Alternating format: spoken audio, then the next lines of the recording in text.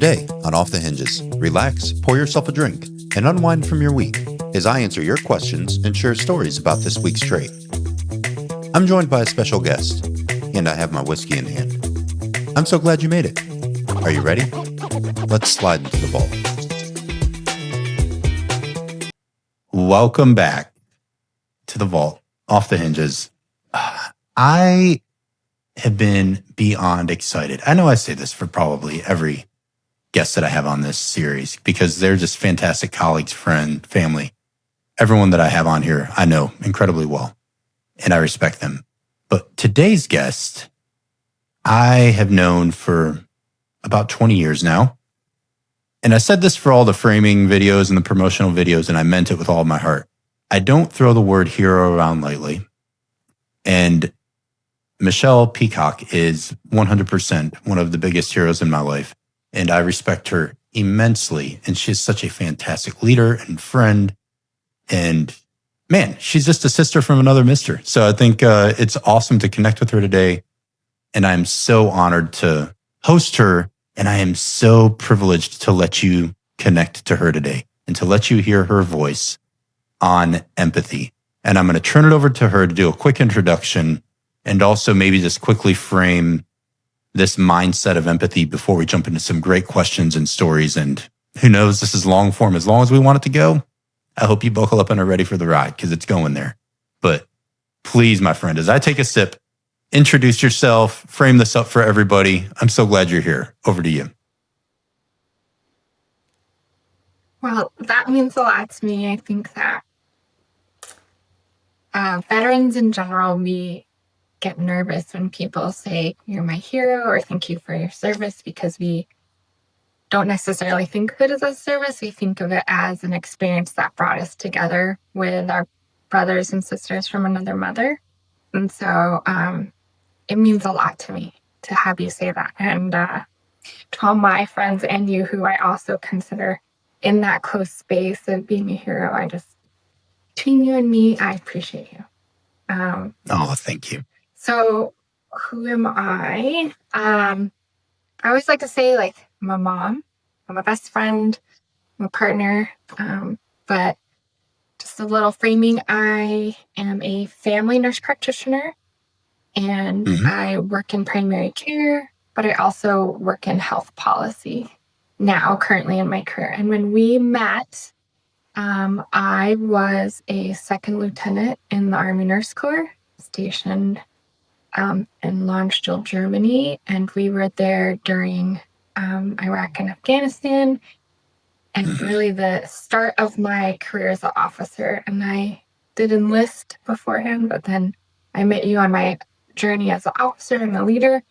And today we are going to discuss empathy. And I think that we've talked about this. Empathy is like an onion, and there's different layers. There's empathy that people have between friends and how we should interact with our communities. And then there's the empathy that we should have as leaders along that leadership journey. And so that's what we're going to talk about today. I love it. Yeah, and before we jump into these questions, because I have sort of the staples of the diet I ask everybody, but I'm going to give a dictionary definition. Then I'm going to kick it over to Michelle to maybe build on that a little bit from another framework we've discussed, just to give you a little flavor of this is going to be much more than just a definition you can find in a book. It's going to be lived stories and experiences. And that's just what makes this so great. But it is helpful to try and frame what's the meaning of this word. So if you were to look it up in the dictionary, it might tell you that empathy is the ability to understand and share the feelings of another, or being aware of and sharing another person's feelings, experiences, and emotions. So yeah, it's about being able to relate and plug in at a deeper level, not just surface level. But I think over to you, because we already sort of kicked this one around the other day a little bit. What are your thoughts on that definition, or how would you like to expand or deepen that a little bit from what you think, just from a definition standpoint? I think that the definition gives you a starting point, but if you want to really engage with empathy, that we should look to Brené Brown, who is just this wonderful kind of thought scientist. That's what I call her. If I ever saw her in person, I would be very humbled. But she says that empathy fuels connection, while sympathy drives disconnection, and that empathy is something you say like, I'm feeling this with you, versus sympathy says, I'm feeling for you. And when she discusses empathy, she gives you some steps. And I think of these as tools in your toolkit. So perspective taking, so put yourself in someone else's shoes, which you and I did a lot of when we were in Germany, making sure you stay out of the judgment phase or any, like, don't include judgment at all, but rather just listen and listen to understand. And then part of that listening skill rolls into recognizing the emotion that other people have or what they're experiencing, and that you may have experienced it before, you may not have. And then when you recognize that they're having that emotion or that feeling, or they're going through something, you communicate that, you recognize that emotion in them. And I think it's important to understand, like, all of those skills kind of roll into one for empathy. And there is a difference between empathy and sympathy. Absolutely. Yeah, that's beautiful. And I've heard her before. And when we were talking, you said, I like the way she frames it. I'm like, oh, that's so good. I'm glad you went there. Because it is. It's not just one thing you do. I think it's a compilation of what you just sort of outlined briefly and so much more. And it is so much about listening and being present. And if you can be physically present, that's even better. But just setting everything aside and really paying attention to what's going on, more than just the surface layer. And then maybe bringing some good questions if you've earned a voice in that space and that's allowed by the person you're trying to relate to really unpack and understand what it is they're sitting with or going through. It's so powerful. And I have seen you do that. Oh my goodness, so beautifully. We'll get there in a moment. We'll jump into the sort of our backdrop and that when we get into the story. But I have to hold true to form. So the questions I always ask everybody, and I love these, and I can't wait for your response because I know you pretty well. So first one, what are you thankful for this week?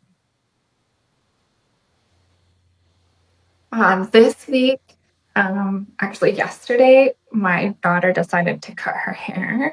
And as a mom, I'm thankful that I'm teaching my kids autonomy, right? Because you really want your kids to do their own thing and be their own humans. But also in our home, we're very invested in community service. So she decided she wanted to cut her hair, and she wanted to donate her hair to Locks of Love.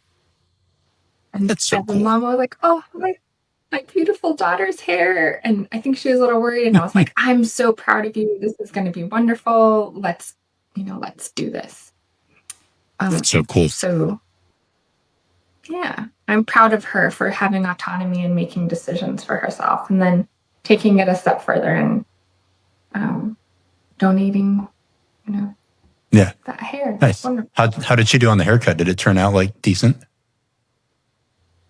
Absolutely. She looks so cute. It's very pixie cut and very low maintenance, and that's what I think she was looking for. She likes soccer, nice, and swimming, and she didn't want her hair was up, I'd say about 6 inches below her shoulder. So now it's cute and pixie, and she can style it. Be perfect. Good job. Soft. Yeah. I love it. Yeah, my girl's hair is so long and it's so beautiful. But just today, after they were done swimming, my oldest looked at me and she goes, Daddy, because I told them on Saturday I would take them to, get a little haircut and stuff and maybe get some braids or some coloring put in it, just something fun. And she said, Dad, I don't know how short I want it, but it's really long. So maybe I get it really short. I said, well, it's your hair. You let me know what you want to do and we'll figure it out. So I think she's about to take a huge section off because this stuff is like almost down to their butt. It is so long and it's beautiful, but it's like, it's getting a little much. So I don't know where this is going. She might have really short hair come next week. We'll find out. But yeah, nice. All right. What have you been learning lately? Well, I feel like this is a fun question because you and I are both in a PhD program because we're pushers. Yeah, we are. We sure are, my friend. But I'm also taking adult swim lessons at our local community center. which Ooh, is cool. interesting to put yourself out there because I can army swim. Like I can tread water with my uniform on. I can swim the length of the pool and make sure my M16 is above my head and all those widgets. Right. But really learning how to do that freestyle swim, I am not well at. And I have some girlfriends, Ricky and Dawn and Janine, and they are Ironman athletes and they do this all the time. And Janine was like, hey, you can swim. You could do a triathlon. And I know Ricky and Dawn, if I told them, they would also be like, do it. And so I decided, why don't I enroll myself in some swim classes and get myself out of my comfort zone and really put in the effort for it. Good for you.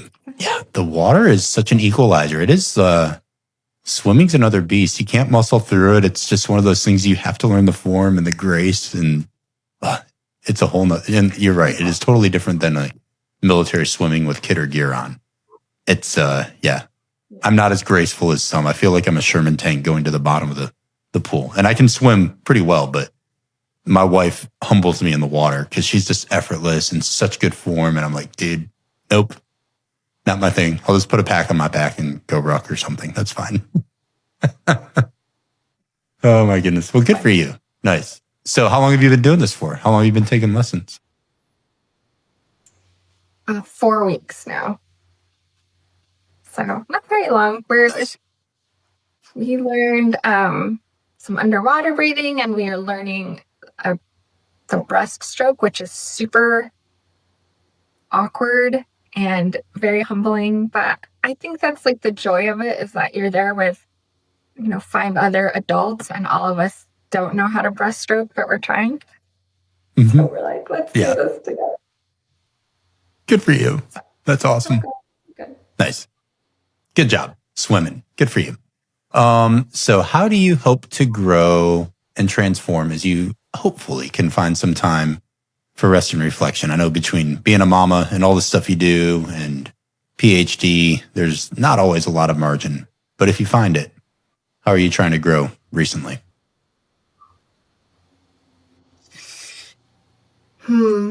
Well, I honestly feel like you have tons of time in the day. So I don't ever feel like I am doing a lot. But I make time for myself to grow, if that makes sense. I believe in the snowball theory. Have you heard of this theory before? I have, but please expound. Yes. Yeah. Sure. And so the one thing, or the snowball theory, is if you do one thing towards your pursuit, then you're building every day.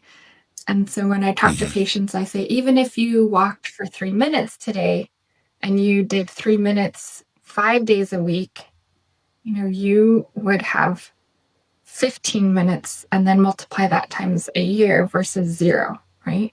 So even if you got off the couch and said, I'm only going to do 1 lap around the block, you have made dramatic improvement. And so I used snowball theory in my personal life, and then it's like you have extra time in the day. So I do one thing every day for my PhD, whatever that journey is, even if it's small. Like yesterday I wrote my script. I'm starting the recruitment phase of my research. Yeah. Or reading a book. Those are things that I do for myself. And so I feel like I always have time. And so if I'm going to rest and reflect, for me, I don't know if I'm rambling too much, but I have a journal, and I write every day in my journal, and I say, here are the things I'm thankful for. Here are things that, I can do better. Here's how I can do better next time. Kind of look towards that and my goals. And then I think a lot of people do this, but I have goals. Like behind the screen that I'm talking to right now is a poster, and it has my goals for the year. And my goal this year is to finish my PhD and to travel with the kids and Greg and to run 3 races. And so every day I see that and I think, okay, are you working towards your PhD? Are you working towards your final race this year? What are you doing to connect with the kids and your husband?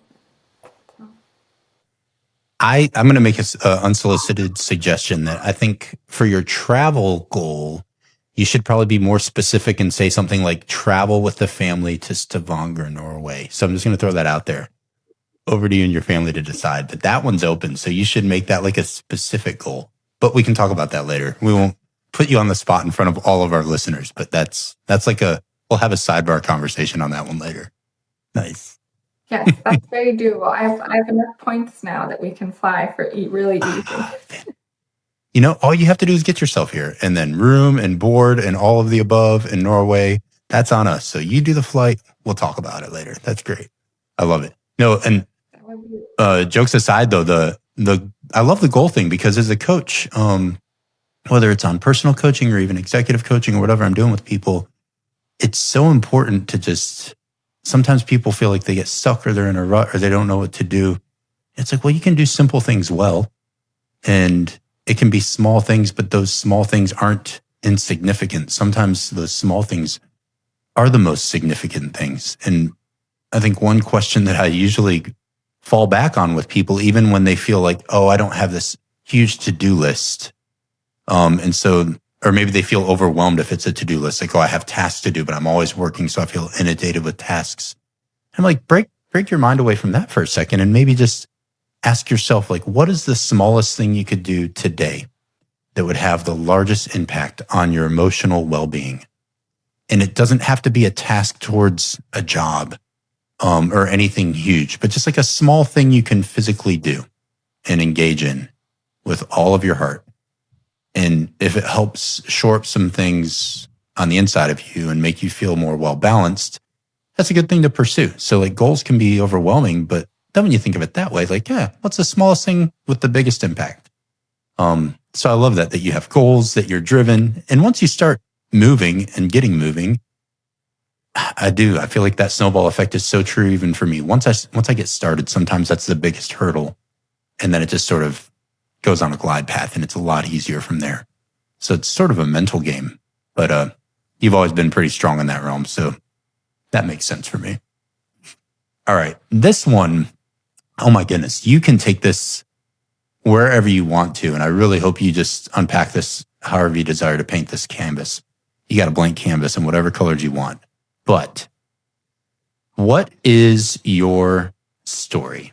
The story of Michelle, former Racicot, as I knew you when I met you, and now Michelle Peacock. What you got? Yeah. What's your story?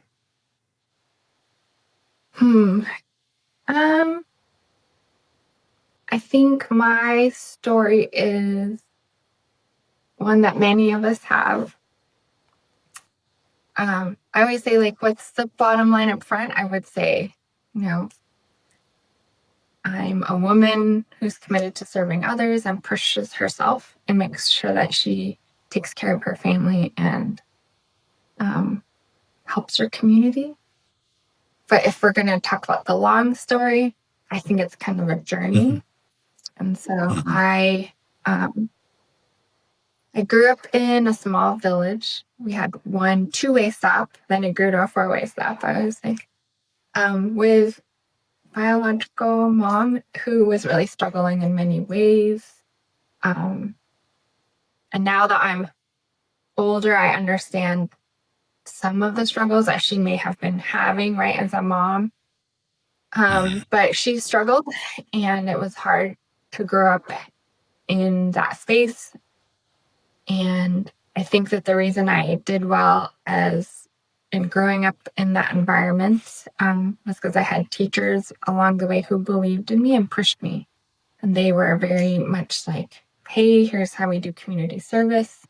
Here's how you think of things in a different light. Let's move forward and always think of positive things. Right. In high school, I did what's called junior ROTC in high school. And that kind of set me on a leadership path, and it gave me the opportunity to volunteer in my community and be part of an after-school and before-school program. It really helped me personally. I learned a lot. And then from there, after high school, I honestly didn't know what to do. I had kind of this period of like you have all this confidence in high school, and then for some reason I lost that confidence. And I think it probably had to do with the fact that at the time I was couch surfing, I didn't really have a home. And we're not going to unpack that because that's a safe space for the experiences that I had to do with people who needed to grow themselves. But I basically was living with friends and couch surfing after high school. And I kind of didn't know what I wanted to be, and I didn't feel like I was smart, even though I got good grades in high school. I don't know why I had this kind of moment. But I started working in a hospital, and I was a patient transporter. So I pushed patients to their appointments or help the surgical floors, the ICU, move their patients to the like CT scan. And one day I helped with an ICU patient, and the nurse was very nice, and she said, "You should work in the ICU with us." And at that point, I said, "Sure, that's great." And I interviewed, and they picked me to be a health tech in the ICU. And so I remember showing up for my first day, and I basically have hand-me-down scrubs at this point. I'm still couch surfing, very much hoping to like make ends meet.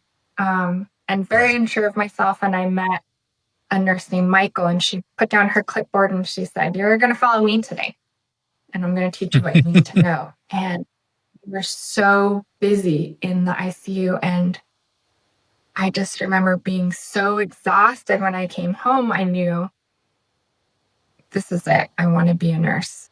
And this nurse, Michael, she did it. And she was a mom and had 2 kids, and she was a single mom. If she can go to school and be a nurse and be this amazing ICU nurse, then I can be a nurse too. And so I talked to an Army recruiter, and he said, "You can do the Army Reserves, and the Army Reserves will send you to school to be a medic and an LPN, and then you can go to community college and become a registered nurse, and you can do this." And so I said, "Okay, sign me up."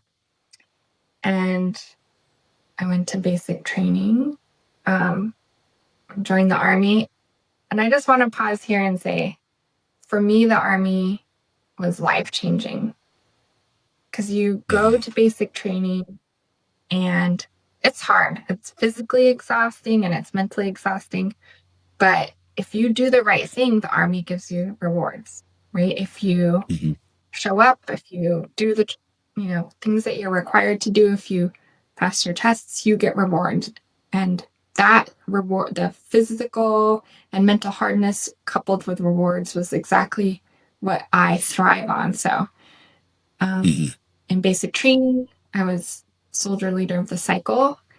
And then when I went to medic school, I was, I think, medic of the quarter or soldier of the quarter, or in the month probably. And my instructors there, one of whom I'm still friends with, he was just amazing. They pushed me to be a good medic and to do all the good things. And then I went to LPN school in the Army. And again, that was challenging, but you really got this reward from taking care of patients and becoming a licensed practical nurse. And then I was in the Army Reserves as a licensed practical nurse, and I started going to community college, and I got promoted to E5 really fast. Again, if you're just doing the right thing and you're showing up and you're making these achievements, the Army says we'll reward you. And then I got a scholarship to go to college, and so then the Army paid for me to go to college. So another reward for just doing the right thing and being a good human. Yeah. So I went to college at Pacific Lutheran University, and I came out an Army Nurse Corps officer. And from there, my first duty station was in Landstuhl, Germany with you. And that really changed a lot career-wise and put me again on a path. I was able to go to Hurricane Katrina, which taught me a lot about emergency medicine, and in my heart made me want to learn more about emergency medicine. And then I got to go to Iraq. And I came back and did the emergency nurse course, and I did the head nurse course. And then I got the opportunity to go to Afghanistan. And that was, I think Afghanistan was the deployment that gave me like my personal why. And I said, okay, I'm going to take what the Army taught me and keep going. And I got out of the Army. I got my master's degree as a family nurse practitioner. And that brought me to be able to work in primary care and to work at the VA.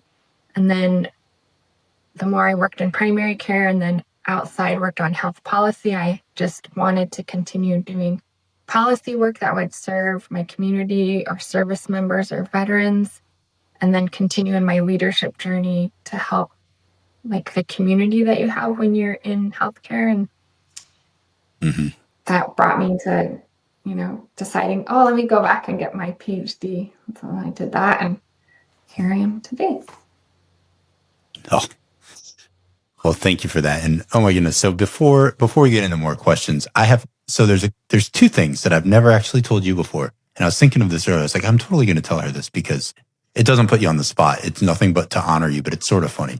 So the first is related to when we met in Germany. And you never said this because you were really good. You were a lieutenant when I met you, and I didn't know your backdrop before then. And we'll get into sort of the story of how our paths crossed and the circumstances and what we were dealing with in that space, which is directly linked to this virtue of empathy. But just on an interpersonal note, when I met you and went to the ward one time and was meeting all the different nurses in the different wards at the hospital there in Landstuhl, I came back down and I told my friends, I said, hey, there's this group of nurses up in 13 Delta, and I've got a fun side note on that as well. But I said, there's this lieutenant, and something about her, because it was me and my other couple of NCO buddies. So there was like Marcus Pace and Linda Vong. So there's a few of us that were there. And Marcus is now out of the Marine Corps. Linda's an officer. She became an officer as well. But there was a small group of NCOs. So when I first met you, I was a corporal. And then right before I left, I got promoted to sergeant as well. But I come down, I'm like, yo, Marcus, I said, let me know when you go to the 13 Delta and you meet this Lieutenant Racicot. I said, I guarantee you Michelle is a prior enlisted, and something about her, I think she was an NCO, man. And you never told us this because you were just the nurse and you were the lieutenant and you were very professional. You're always above reproach and so much a pro. But I said, man, I bet money she's an NCO. And then eventually I found out from someone in the Army that I guess knew. And you never said it and I never told you, but I was like, I went down there back into the office one day. I was like, I found out, don't tell her I know, but I know she's an NCO. I found out, I knew it. So it doesn't surprise me. Not that it changes who you are as a nurse, but there's just something about the way you handled yourself that was different than your average lieutenant, and something that just sort of impressed on me. I was like, she's gone to like an enlisted boot camp. I'm pretty sure she just has that about her. I was like, she's a little bit more squared away in that sense. So that's fun. But the next thing before we jump into the next question that I haven't told you, but this is, I hope when I say this, you appreciate how sincere it is from my heart. I remember not that long after I returned from Germany. So I was still, at the time I was still a sergeant. And I was in Charlotte visiting my family, because that's where I grew up, was in Charlotte. And I was in South Charlotte in North Carolina. And I was in South Charlotte in the area at the time, like just outside of this cigar shop. And the guy who is now my brother-in-law was dating my sister, and he worked there. And this guy walks up, and this like big group of people walk up like later at night. And there's just this flock of people trying to go over to him. And I look over, I'm like, oh, there's Michael Jordan or whatever. So I'm trying to like honestly sort of get as far away from this posse of crew that are around. So it's like Jordan and Freddie Couples, because I think they just played golf somewhere in Charlotte. So it's like this group of two really famous people, and everyone's getting starstruck. And I look over on the side, and I'm trying to find a place to sit down. And I see this table that has like an empty chair, and it's a couple guys sitting off to the side, but I could tell they were probably with that crew. And I just walk up and I said, hey man, do you mind if I grab a seat here? I'm just trying to sit down, but clearly I don't want to go over by that craziness. And this guy, he's still my friend to this day. His name is Tony. I won't say his last name, but his name is Tony. And I sat down with him.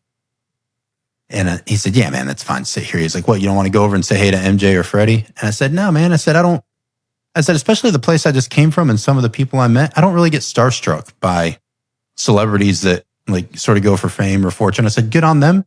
I'm not knocking what they've done with their lives. They've been wildly successful, but it doesn't overwhelm me like it does most. Because I said, the people I've just been around, they're the people that I think I would call my heroes and the people I aspire to be. And no lie, I name dropped you and I said, probably one of the most impactful people I've ever met. I just spent close to a year working around. Her name is Michelle. She took care of my Marines and sailors and soldiers that I saw. I said, so like, if you wanted to know someone I would probably rather sit with right now, it would be her. And so this guy goes like, man, hold on. You were in Germany? He was like, I'll tell you what, man. He's like, yeah, grab a seat. I'm going to get you a whiskey. So I start talking with this dude. And he was like, just so you know, I'm the head of MJ Security. My name's Tony. He was like, I was in the Army. I retired out, did like special forces time, whatever. So we just sit there and talk and have this good brotherly connection. But all around that, the first name I wanted to honor, especially after just having spent a year with you, was you. And I think that's important to highlight that in this world where everybody's seeking all this notoriety, just even the way that you present yourself now is how I've always known you. Very kind in the best way possible, even though you're extremely strong in character, a soft-spoken person who's present. And the thumbprint you left on my life and that you left on people's lives that you interacted with, both from a patient status and just colleagues in the hospital or family members, it's nothing shy of impressive and admirable. And I just think that people could probably take a page out of your book on the way you are present with others. And so when we were talking around virtues and we landed on empathy and you're like, I think this is the one. I was like, oh my God, thank you so much. That's such a perfect fit for you. Just, it's such a joy to have you here because it has been 2 decades. And it's not like we've been in super tight contact over the span of that. But we also, in typical fashion, haven't missed a beat every time we have caught up. And to have you here to share some of these stories, even though we've heard some of your story already, to hear some of the deeper meaning of this virtue to you and where it comes from and the backdrop of your experience that forms who you are today as a mom, as a leader. It's just, it's something I really respect about you. So I want to say, before we go any further, thank you so much for who you've been to me and who you've been to so many people, because you're a real one and what you see is what you get, and it's fantastic. So I really, really appreciate you. So I just thought that needs to go in there. There we have it. It's my show. I guess I can do that, huh? But I will dive in. I will dive into the first question. There's a few questions from listeners and actually from my little girls too, which is so cute. And then we'll go into some other ones. So from a really good friend of mine, Lynz, she sent in, why the military and what brought you to that path? And I know you shared a little bit of your story, but if there's stuff you haven't touched on, what really was gravitating you towards the military and drove you down that alley?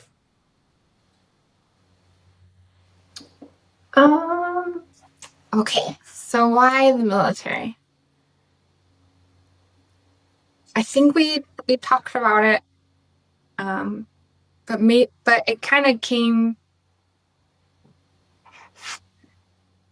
I think the military came kind of, it found me. Like, things happen for a reason, right? I always say, things happen for a reason. God has a plan. And in high school, there was a lot of turmoil in my family life. But when you're in junior ROTC, like, your instructors care about you, right? They want you to learn these leadership skills. They want you to do well. And it felt like a safe environment for me, right? And then, funny story, I'll tell you this. I haven't told many people this. I actually joined the Navy. I enlisted in the Navy. And the day I went down I went and they were like, I said, I want to be a Navy corpsman, right? And they were like, okay, we can do this for you. And then when I went to go like swear in, they said, we don't have corpsmen available today. So we're going to have you sign and be a mechanic. And then when you're such a recruiter thing to do. You're like, no, I don't want to be a mechanic. Get out of here. Right. And I said, oh, I believed them. I was like, okay. And then it kept getting closer and closer. And they're like, we can't switch you. You'll have to try later to get switched back to being a corpsman. Right. And I knew I wanted to be a nurse. And that's when I talked to my friend, the Army recruiter. And he was like, you don't have to go. You did nothing wrong. You don't have to go. You can not leave and then join the army. And here's how the army is going to help you. And for me, joining the military, I guess, was a safe environment where you built these lasting relationships. And you always knew if you did the right thing that you could continue. It was a huge community. Like in high school, you feel kind of awkward in your body, right? For me, I'm this super, super tall blonde, right? And I'm lanky, and because of family circumstances, we had no money for anything. Barely, not even clothes. I had a job and I paid for clothes for my sister and I. But junior ROTC gives you a uniform. So one day a week, you are wearing a uniform like everyone else. And then when you join the army again, you have a uniform and you're just like everyone else. And there's this camaraderie, right? Where just doing the right thing is okay. Let me tell you some funny stories about the army. Yes, please. Do it. So who I am as a human. Right. So basic training, you join basic training and everyone's in a pile and they pick random people. You're going to be the squad leader. You're going to do this. And I got first squad leader because I knew how to march. Okay. Obviously I won. Good job. Drill team competitions in high school. So hopefully I can get my two left feet in motion. Right. Well, our drill sergeant at the time, we did something wrong. And so he would have us run down a muddy hill and form a formation and then run up the muddy hill and reform. And we did this probably for 3 minutes, but it seemed like an hour, right? And I was running up and down the hill. Right. And on the last way up, someone pushed me so they could get up further, right? But I'm the first squad leader, so everyone has to fall in on me first. And I was so mad that we wouldn't just help each other get up the hill that they left a spot for me. So everyone gets up there. I finally do. I'm head to toe mud, right? I'm mud Barbie at this point. And I purposely took one step to the right and I said, you all fall in on me. And I put my arm up so they could fall in on me. And my drill instructor stopped everyone. He was like, today, he called me Apricot, not Racicot. He said, Apricot's now the platoon leader. And I was like, okay, geez, why did I? That's not what I wanted. I didn't ask you for this. That's not what I wanted. But then it was another kind of, this is your leadership role. Now you have 60 people you're responsible for. And we would do our patrols in part of basic training. And I remember it was physically demanding because you had to count everyone, right? Everyone's spaced. Everyone has their M16. We have a rucksack and you are running up and down to make sure everyone's spaced and you're counting you don't want to lose any of your people on these long road marches. So it was a 5-mile road march. You might do 10, right? Because you're running back and forth. And I remember one day, everyone had to go down and get in our defensive positions, and I was doing my counts. And there was one person that wasn't supposed to be there. You could tell. It didn't look good from the back. And I tapped that person, and I was like, listen, you're in the wrong platoon. Get up and go. And he turns around, full bird colonel. He's like, I'm so proud of you. And I was like, sorry, sir. And he was like, that's what you're supposed to do. You're supposed to count your people. You're supposed to take care of them and do the right thing. And I said, okay. And so let me bring it back to why the military. The military is a family. And you may be on a Black Hawk with someone who is a Rhodes Scholar, right? And you may be there with someone like me who grew up with nothing. But together you make this amazing team where you can take care of others, right? And you can complete your mission. And sometimes that mission is to take care of your battle buddies. Sometimes my mission was to take care of civilians or kids in different villages. Sometimes that mission was, just to shake hands and kiss babies.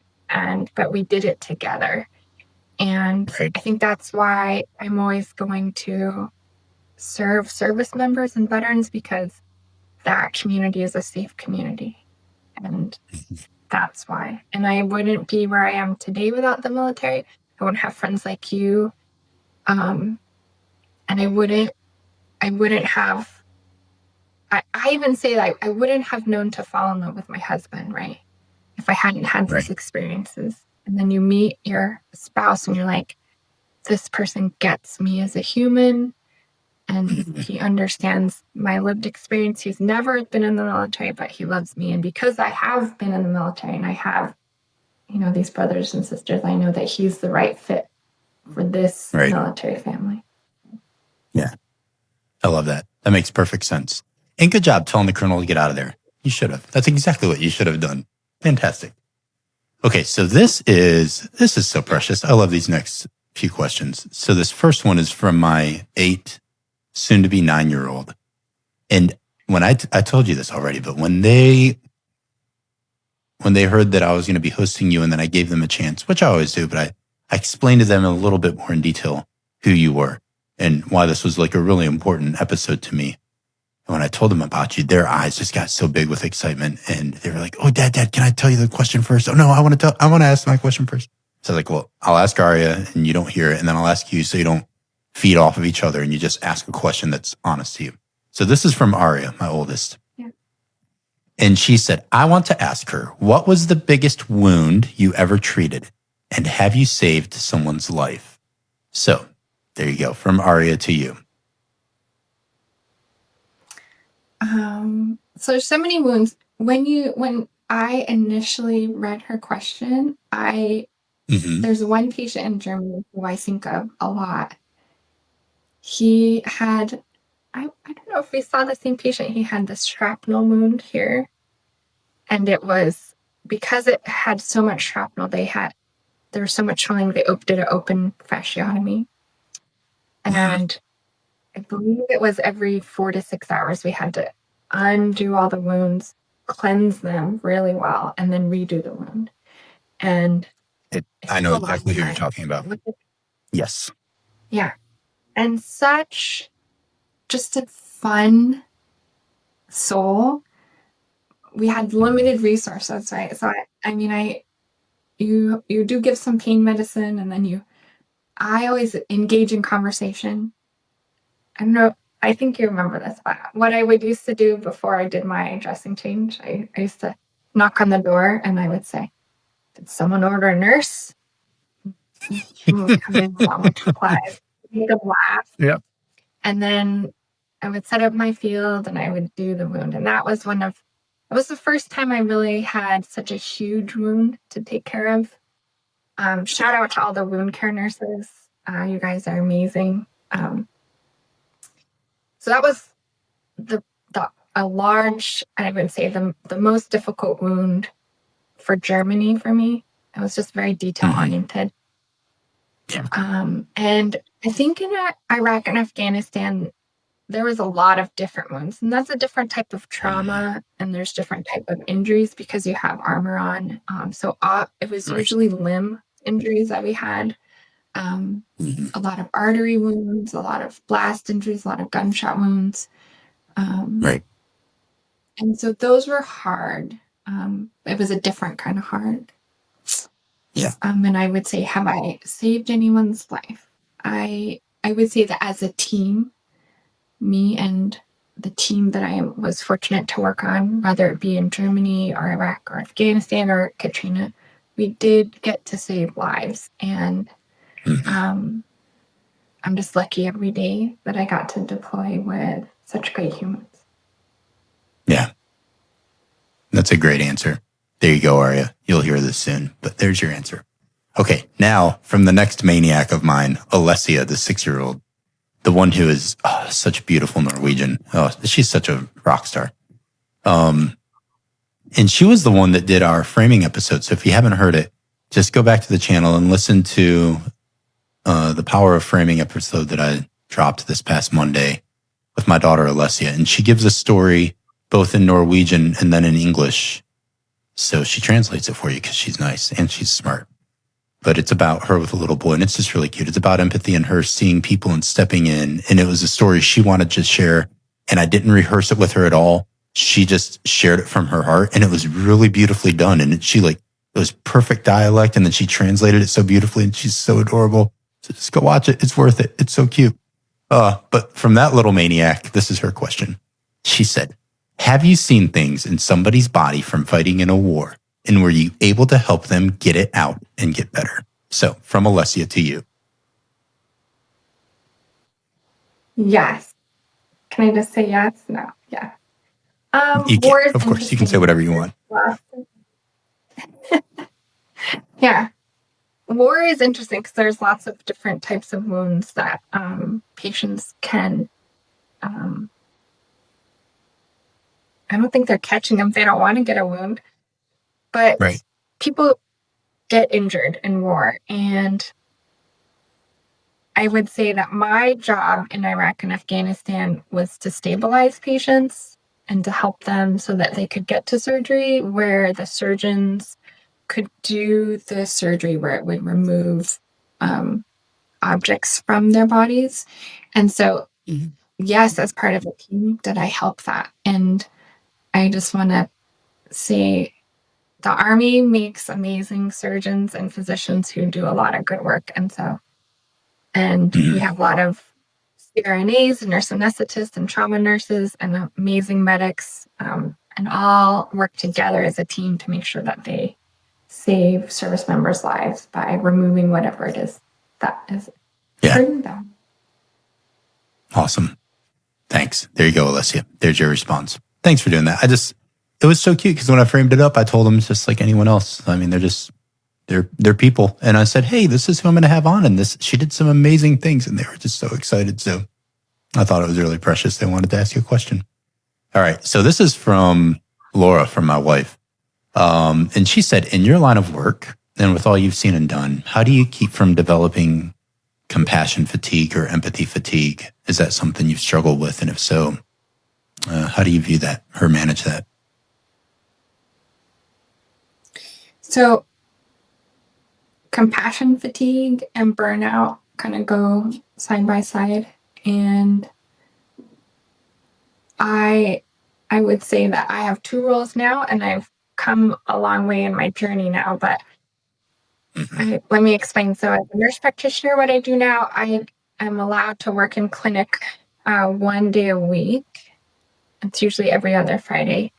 And then the rest of the time I work on health policy, both of which have different things that can make you happier side. And so for me, there's a specific thing I do. I have like kind of a toolkit to help myself not get fatigued. So,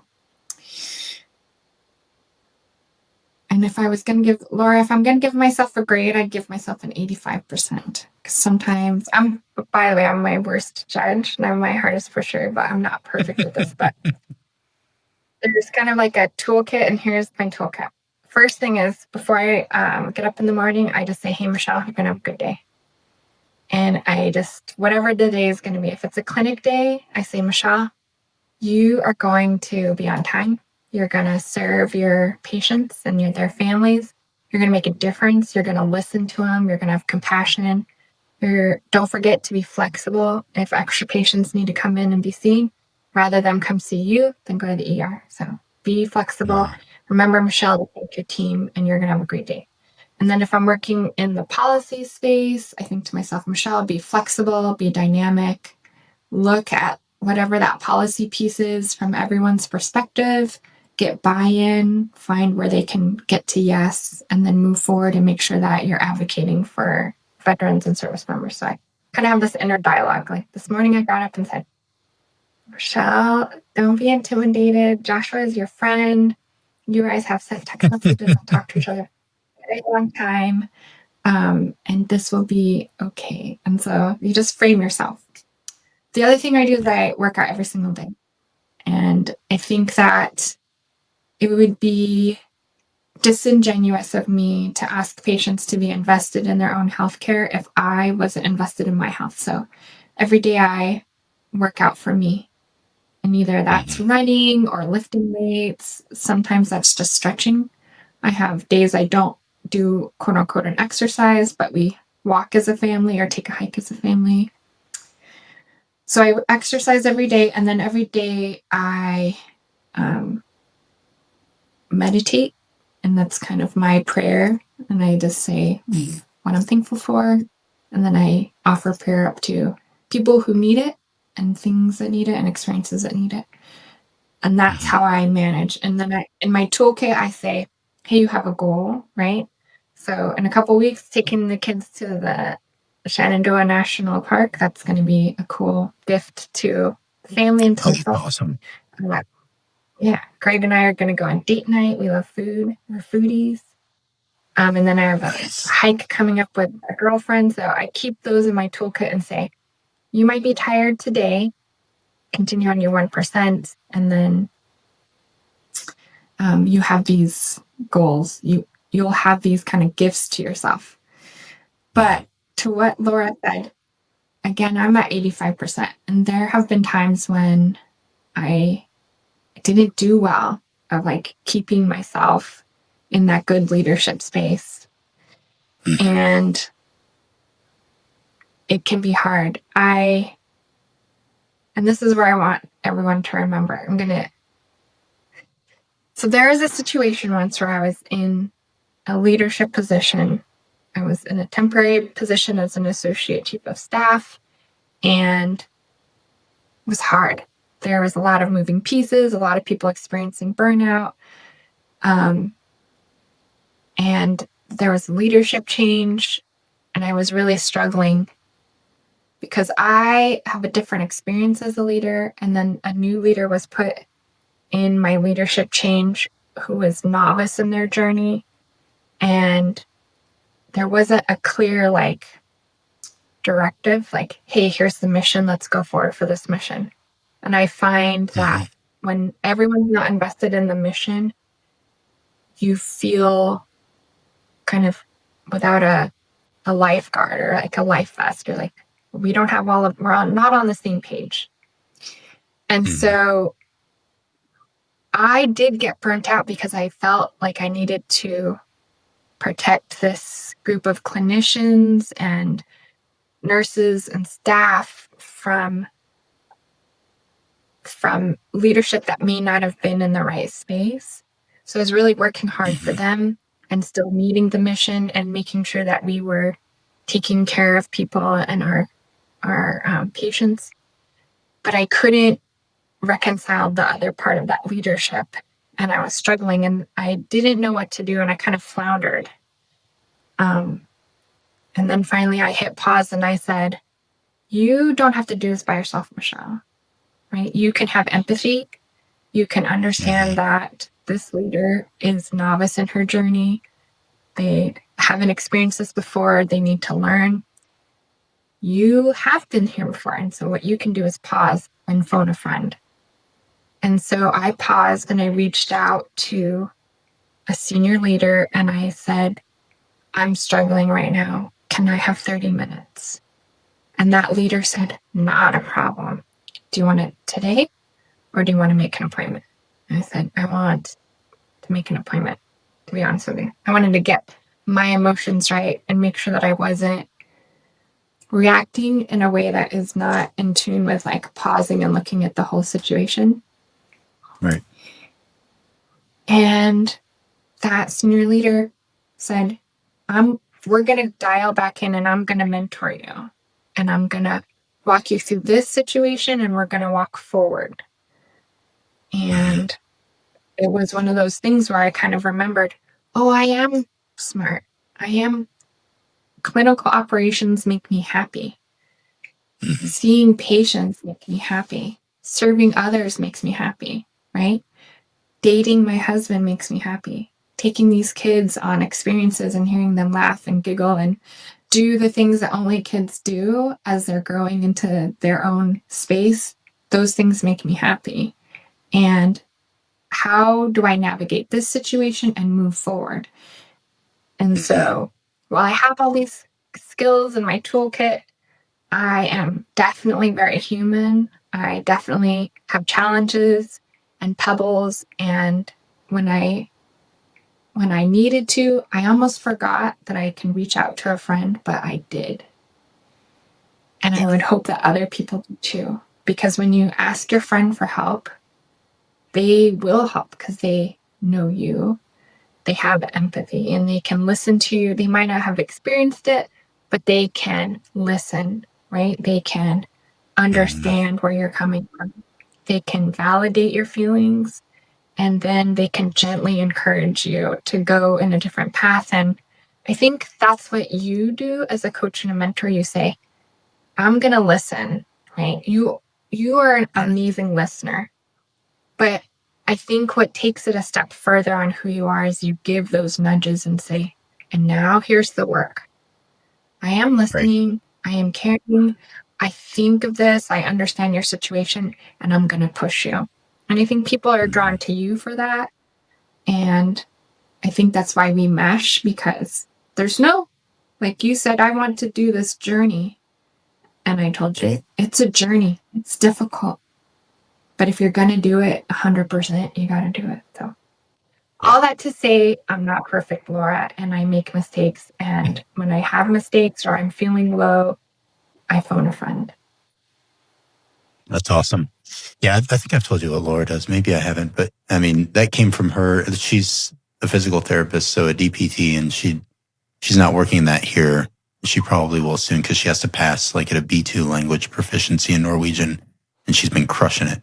But she worked for many years after she finished her doctoral program up, working in clinics and stuff. And yeah, I just think working in the healthcare space, she just appreciated from her position. And then when I was telling her some of the backdrop, and of course she had heard about you, but then when we revisited right before this episode, she's like, man, I just wonder with her experiences, what it's like if it's, you know, if there is some sort of thermometer scale with just her being sort of carpet bombed with all of the things that she experienced, especially her time in the military and doing like forward, you know, surgical teams and stuff like that. So when I unpacked a little bit about what you did, she's like, oh my gosh, I can just imagine that would be so difficult because we're all just humans and we have a certain level of capacity. So yeah, it came from that space. So thanks so much for that. And now, so that's what people sent in.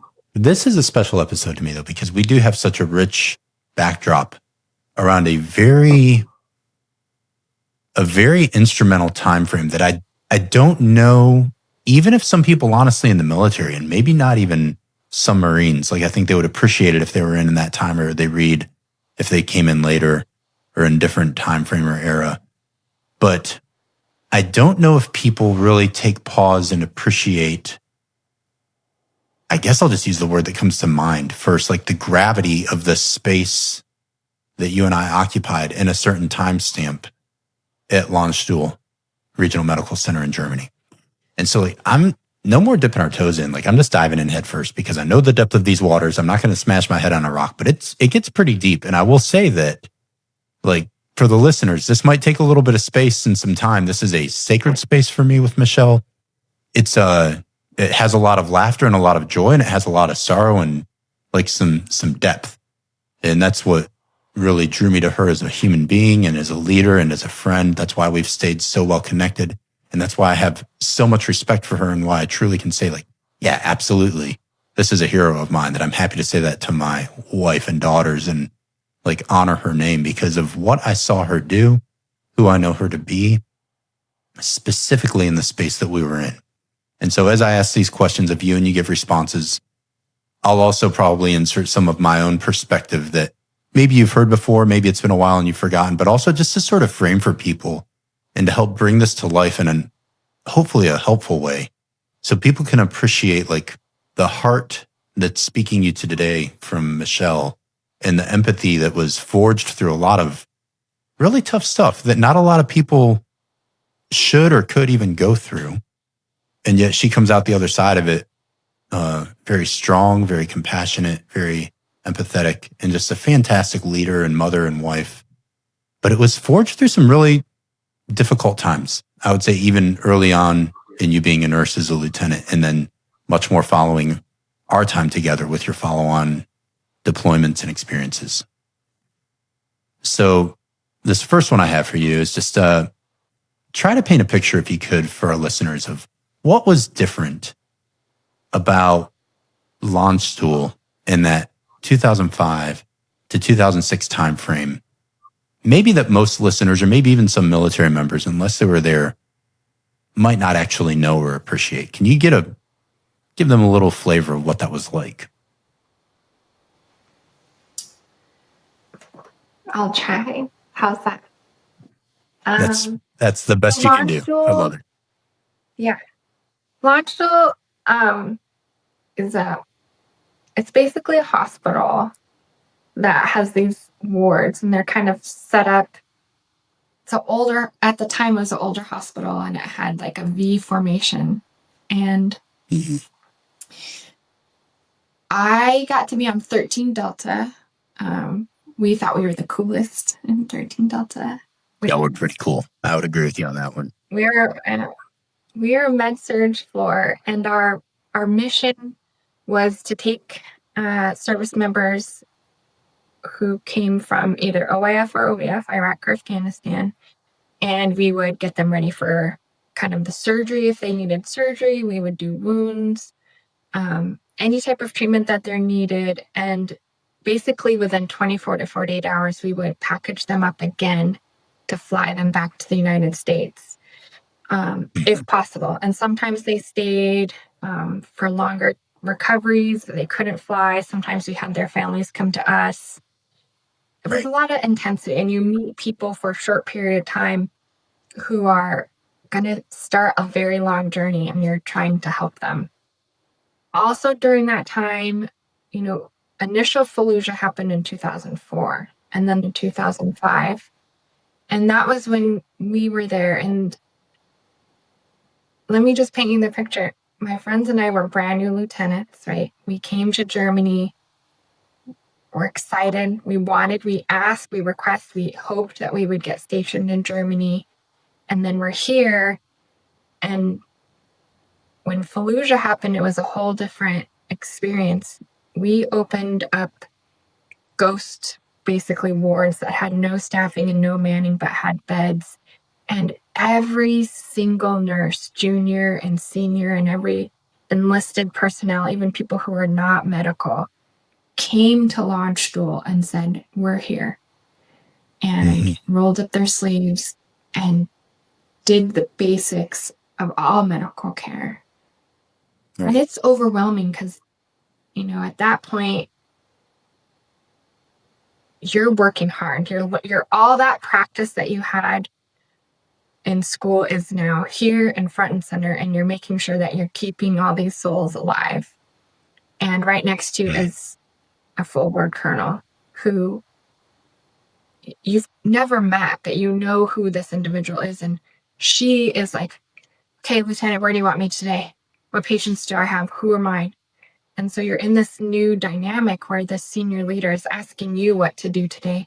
And that nurse is just taking charge and doing basic med-surg care. And we're all in it together, and we go home exhausted.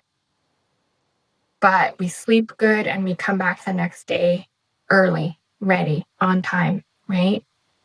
There, because we know it's our turn. And then we just keep grinding it out until we get all those patients either stabilized or back into the United States or back on the battlefield, which I don't think people maybe understand this, but a lot of times soldiers don't want to go home. Service members, Marines, soldiers, airmen, they don't want to go home. They want you to fix what it is right now. And they want to go back to their battle buddies and their friends. And they want to continue in the mission. And you are the middle person. You're talking to the flight surgeon, talking to the surgeon, whatever that specialty is. You're talking to the social worker. You're talking to the psychiatrist or psychologist saying, hey, this person needs a check-in. They need some mental health, right? So you're doing all these things and making sure that all the widgets kind of fit into place so that you can do that good work. And then on top of on top of it, let me just put one more thing in your ear is that we came in, there was a reserve unit that backfills Germany, and then there's us who are permanent active duty service members. So one reserve unit, they left, right? And we had been there 2 weeks. And then all of a sudden, from being on the floor, 2 weeks, brand new registered nurse, on day 15, you're the charge nurse, right? And now you're in a leadership position. And by the way, there's a brand new reserve unit and they've never been here. And so now you're that left seat, right seat that you just got. Now you're teaching them, hey, here's how we do it here in Germany, right? Right. And so that was your battle rhythm. And then you kind of went through that battle rhythm. We had other things go on at the same time. Hurricane Katrina happened. They brought the Air Force personnel from Louisiana to our hospital, which at the time didn't make sense to me in a leadership position. And then some of us flew to Hurricane Katrina to take care of those families in Hurricane Katrina. Then we came back. We got prepped again. We did more work, more things were going on in Iraq and Afghanistan at the time. And then a contingency of us again deployed to Iraq. And so there was lots of moving pieces. And you just knew every day, gotta do some PT, put your boots on, make sure they're shined. So back in the day, we had where you shined your boots. That's right. And give it all you had. So that was Landstuhl. And it's a mix, right? A lot of moving pieces all at once, but definitely teamwork. Yeah. So. Yeah. Yeah, I would just tell people, you can just... I want to know what you saw. Yeah, that's... I will say this. So it was an interesting time for the Marine Corps because now the Marine Corps has wounded warrior regiments, wounded warrior battalions. There was none of that then. There was Marine Forces Europe had a hospital liaison team. So there were a few of there were, let me think, there were 2 NCOs over at the flight line, Mike and Petey. And then at the hospital, we had me, Marcus, Linda, and then there was a captain and a staff sergeant. And they were sort of like the OIC and the staff NCOIC. So the officer in charge, staff non-commissioned officer in charge of our team. But basically, you had a small handful of non-commissioned officers at the flight line who had initially received those that were flown from, whether it's Iraq, Afghanistan, and then those of us at the hospital itself, which is where I was at. And yeah, just from A to Z, the care that we would have to take from the notice of inbound casualty reports that were going to be coming in, and here's Marines, sailors that were, corpsmen attached to Marine units, whatever. Sometimes there might be a mistake and someone like mislabeled, oh, there's no Marines, and then it'd be like, whoops, this person was wounded and didn't have an ID card, and then come to find out, oh, it is a Marine. So you get random middle of the night calls that there's an inbound flight. So you're sort of always on call, much like Michelle said. And you did have sort of a set number of working hours, but you were never really off because then you might get this middle of the night call that, hey, there's a flight coming in and you've got to take care and receive these people. So we would, from the administrative side to prepping for them, I remember we would walk around and put little Marine Corps flags in all the doors. So they would say, hey, if they're not going to the ICU straight away, or they're going to be going to a ward post-op or something like that, then we'd find out where they're going to get assigned. We'd get with the hospital staff, get with whatever nurse was on that ward on duty, and then find out which room are they going to go into, get it all prepped, have this bag that would have like clean hygiene gear and Marine Corps sweatsuit and stuff like that, because they're coming in with their uniforms usually like blown to shreds and all. So all of their gear goes in the storage locker and it's normally like nasty and bloody and in bags. And then you try to get them a fresh ID card and something clean to wear. I would say literally at that age in my life, I appreciated caring for others in service and sacrifice. But when it comes to empathy, you nailed it. The ability to just sit with someone and listen to their stories and appreciate that I have no idea what your experience is. I don't have to be able to relate to your experience, but man, I better listen up and give you 2 ears and a present posture and probably a closed mouth and just a heart that's wide open for you. And that was every day. And it was, it is an emotionally exhausting thing because you love these brothers and sisters that are coming through because there's such a deep connection, whether it be Marines or even sailors, soldiers. And our team was a rock star team. I won't lie. Much like your team, like we would have soldiers that would just say, man, you guys do so many rounds. And even Michelle and her team would say, hey, the soldiers love it when you guys come by because you'll stop in and chop it up with them. And there were some good Army liaisons and there were some that were just not as engaged, to be honest. But the Marine liaison team there was second to none. That's just what we did. We loved people. We loved everyone that came through it. And I think the vast number, reflecting back on it, the vast number of people who came through that hospital in a 12-month span is staggering. Like, I won't even speculate. We could give you numbers. I'm sure Michelle could give you a more accurate number. You could just Google it or GPT it and say, like, it launched to a regional medical center from 2005 to 2006. What is a rough ball estimate of the number of patients that came through there? I will tell you, in a conservative estimate, a very conservative estimate, I saw north of 1,500 patients personally that I cared for and helped process through there in a 12-month span. Absolutely. And that's wild when you think about the gravity of that. So I think it's just, when you think of this time frame and the number of, like Michelle said, people that are on the front end of a long journey, or maybe they'd be going, we call it BAMC, Brooke Army Medical Center, people that are burn victims, when she's talking about cleaning out wounds and flushing those out, actually doing that with some Marines because they would be like, I can't stand this, like either the Air Forces, I need a Marine here. So that Michelle would be like, hey, if you want to go help out the, whoever's in there doing it today, Josh, you can help them out. So I remember going in and like being a part of this, and it was disgusting. That smell, the stench that I wasn't used to. I'm not a nurse or a medic or anything. And I'm sitting here going like, oh, this is sort of gross. But you have a Marine that's sitting there squeezing your hand to death that is just so thankful to have another Marine there with them.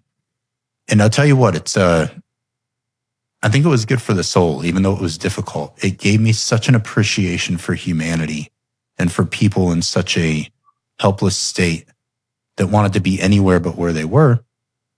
And seeing the medical teams, the staff, the doctors, the nurses, and I tell Michelle this a lot, but man, there's very rarely a day that goes by that I don't pray for the people that I was there in Germany with and just pray for who they are on the inside. Because I know what they saw, even in that short year that I was there, and specifically Michelle and some others. Like, I pray for them all the time, that they just have the endurance and the strength to continue to do what they do and love people well, and to be able to continue to heal through some heavy stuff that I don't know if any human should really have to deal with that stuff. It weighs on you a lot, I think. And so it was an honor, and it was also exhausting in a good way, but it was exhausting to be there at times because it was endless, and you get tired of seeing that. And you're like, oh, goodness.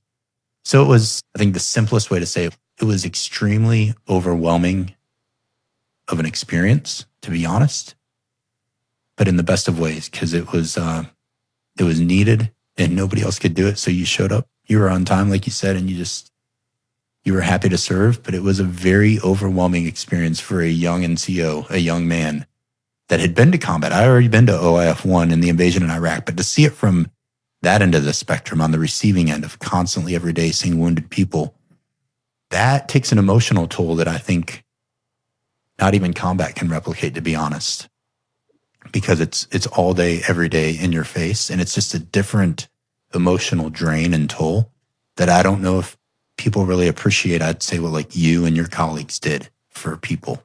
So yeah, that is such a very small scratch of the surface of what I could go on, and we'll get into other things. But that was maybe my side of the coin and experience, if that answers your question. I don't know how that resonates with you or what you saw from our team from your perspective, but that's the Josh answer. I like the Josh answer. You know, Josh, I think that you guys had this real world experience, and if it wasn't for you, we wouldn't have been able to do our jobs. And I can feel emotion now. I get that today in this conversation. But there at the time, was always super professional and like, Right. this is okay. We're going to go through this. We're going to do this. And I think that leadership in you and your team of, hey, we have deployed and we've been there and now this is here and we're going to go through this, helped us to do our jobs. And it was a thing that we could call you and say, I need help. I remember specifically some Marines who, it was a bus load, right? They were injured. They were helping with interpreting. I'm not going to disclose anything, but they were severely injured. And they had not only physical, but mental wounds that were very hard.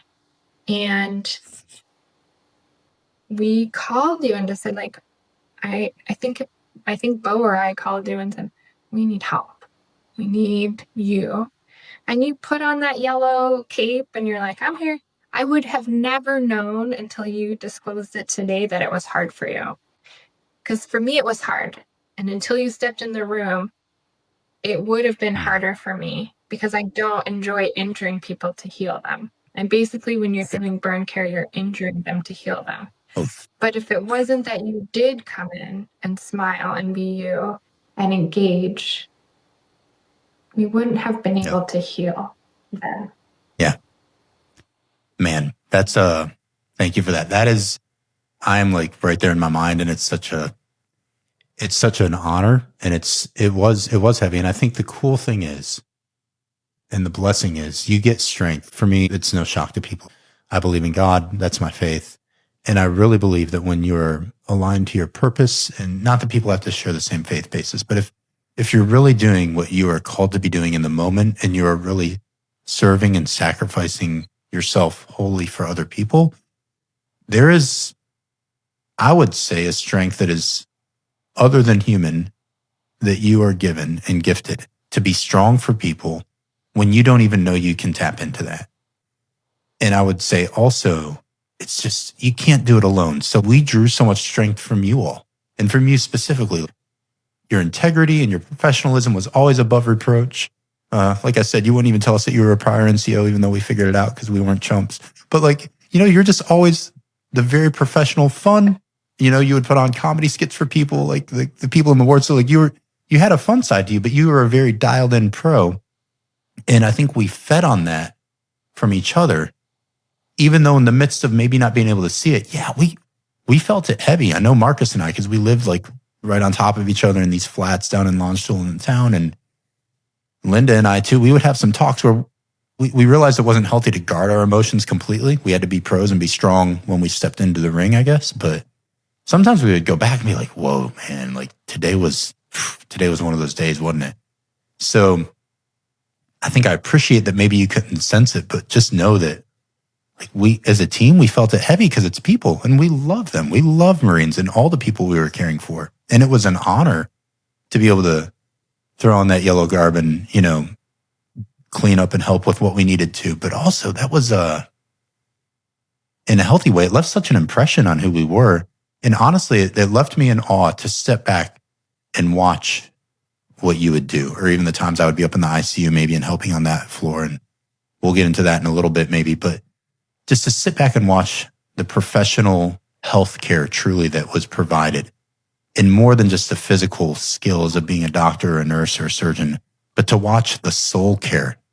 I think that didn't fall on blind eyes or deaf ears, to watch truly, and you've used that word, like the souls that we cared for. That's the way you reference them. Like you could tell that it was more than just wounds and flesh and blood. There was like, you really believe that there's a soul here that I'm caring for, and someone who's in this limbo physically and maybe emotionally in this space in Germany. And the way that you and your team just stepped in and cared for them, it was an easy yes. It was a joy and an honor for me and the Marines that were there to be like, oh, of course we're going to help you. How could we say no? Because it was just a group of pros that were helping people out in their lowest of spots. With card deck, they didn't really want to get dealt, and they were there. So I think it was just a beautiful, overwhelming experience I wouldn't trade for anything. And also, I don't know if I would wish it on anyone else unless it was their time to have to deal with it. That's how I would frame it. Yeah, thanks for asking me my perspective on that. And we'll back and forth it a little bit as we go on. But I think I'll just inject this really quickly for people listening. And I'm confident Michelle would share my thought on this and my heart on this. But with these stories, as you listen to them, and even what you just heard Michelle say, like, oh, I had no idea that that's something that weighed that heavy on you guys, or that you struggled with that, because I couldn't really sense that. This is related to empathy 100% for me. You never know someone's story. And even when you're sharing a similar or exact same experience with someone, you never know what's under the surface. Maybe even years later. So I think what these sorts of experiences that we're trying to unpack for you today, what I would probably try to impress on you from my perspective, for what it's worth, is be patient, be kind, be gracious with others, and don't jump to conclusions or assumptions about who they are or where they've been or how they're feeling about anything, regardless of what they may or may not be showing you. Really try to listen. And I know Michelle said that a lot. I've said that a lot, but really try to have open ears, an open heart, and an open mind to like press in and maybe spend time with someone and really maybe even do what Michelle and I are doing. Sit down just without a time cap on yourself and go like, hey, let's just have a good long talk. Let's just share stories. And that's why I love these spaces, because it's honest, unrehearsed hearts talking about something that matters, shared experiences. And in that, even Michelle and I right now are learning more things about each other. So I think you can never go wrong with being humble enough to just sit down and listen to someone without a judgment, without a clap back, without a response, without a rebuttal, just a closed mouth and open ears, and really be with that person. And I think you'll really start to appreciate people and some of their experiences, and you can really have maybe dialed in a little bit better of a heart for how to respond as a leader as well, because it teaches you some humility, and it teaches you that there's a lot of stuff about people that maybe are even familiar that you just don't know. And so it's good to ask and find out. But thanks so much for unpacking that one. This next one, they're all sort of related, but I feel like they're still unique in their own sense. How do you think your time at Landstuhl transformed maybe the way you understood or even lived out empathy? Because I know that was your first assignment as a young lieutenant, as a nurse. And it was, I think it was definitely like a proving and a prep ground for other things that you would move on to that might even be more impactful on you as a leader. But in that space and time, if you could rewind your mind back to there, how do you feel like that was transforming or shaping your understanding of this virtue?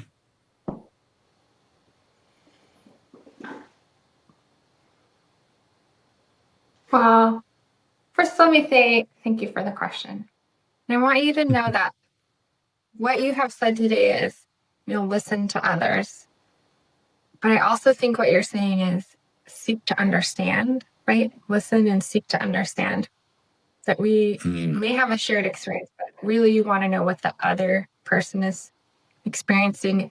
And I think that comes with the leadership journey, because as a leader, you can say, oh, they might be experiencing this, or a leader might speak ahead of time and say, I know what you're going through, right? And then go on with what they're doing as a leader.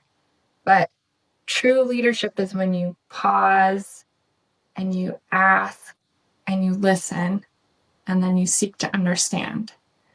And which is what you do, through your coaching and your mentoring, you always seek to understand. So thanks for doing that and being that type of leader. That's unique. You're Not most worth it. leader is a leader, right? Leaders can be leaders in title, or they can be leaders because they are engaged and they're always improving on who they are as a leader, and they're trying to seek to understand and be better and be better. Absolutely. So, I think about being in Germany as kind of a stepping stone to knowing that I didn't know. Does that make sense? Because I went to Germany knowing how to do nursing, right? I knew these skills that I learned from going to Pacific Lutheran University, from having professors who were retired Army Nurse Corps officers and who really pushed me and my classmates to be the best nurses that we could be. In Germany, I was with the best nurses ever. I think of Stephanie and Bo and the crew of us that were in Germany as, the dynamic kind of crew, right? Mm-hmm. And we all learned not only how to implement nursing, but also starting real required leadership, right? But then we also learned that we didn't know a lot. So I felt like I didn't know what it felt like to deploy. And I looked to the liaisons and my patients to explain to me, right? So I could seek to understand their experience, because I felt like I needed to be an even better nurse, right? Mm-hmm. And so I think that was a motivator for Stephanie and Bo and I to volunteer to deploy. And so we volunteered to go to Katrina, and we volunteered to go to Iraq, hoping to bring back to Germany kind of a shared lived experience where we would understand a little bit more in the heart what it meant to want to go back to a deployed environment, or what it meant to have family, or what it meant to go forward, or what their journey would be like. And so for me, that kind of started that journey. So from Landstuhl, I went to Katrina. Man, that was hard. Never experienced that kind of environment before, and so much illness, a different type of illness. So Katrina, these are civilians who have diabetes and hypertension and all these other disease processes on top of being in a hurricane and not having their medicine and being sick because of it and needing emergency care, like all those interesting things. Coming back to Germany, where, again, we get to take care of service members and their families. And then wanting to say, okay, I want to go to Iraq. I want to know what people have experienced. And Iraq was hard. My first patient, by the way, was a Marine in Iraq. He had a bullet in his kabar, and it didn't hurt anything else, but I went through that trauma, snipped through, did good trauma nursing skills I had, and he was like, "This is the best hospital in the world. There's all these Army nurses." And I was like, "Army nurses are the best." And his smile was so wonderful. He's like, "I'm so glad I got shot today." And I was like, "We don't want you ever getting shot, but we're so glad that we can take care of you today." But in Iraq was hard. There was a lot of times where things didn't go the way we wanted, and people didn't survive their wounds or their injuries. And we came back to Germany having one small piece of what service members may be experiencing. And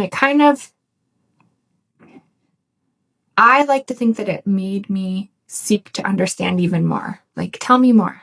Tell me about your FOB, right? Tell me about your dismounted patrols.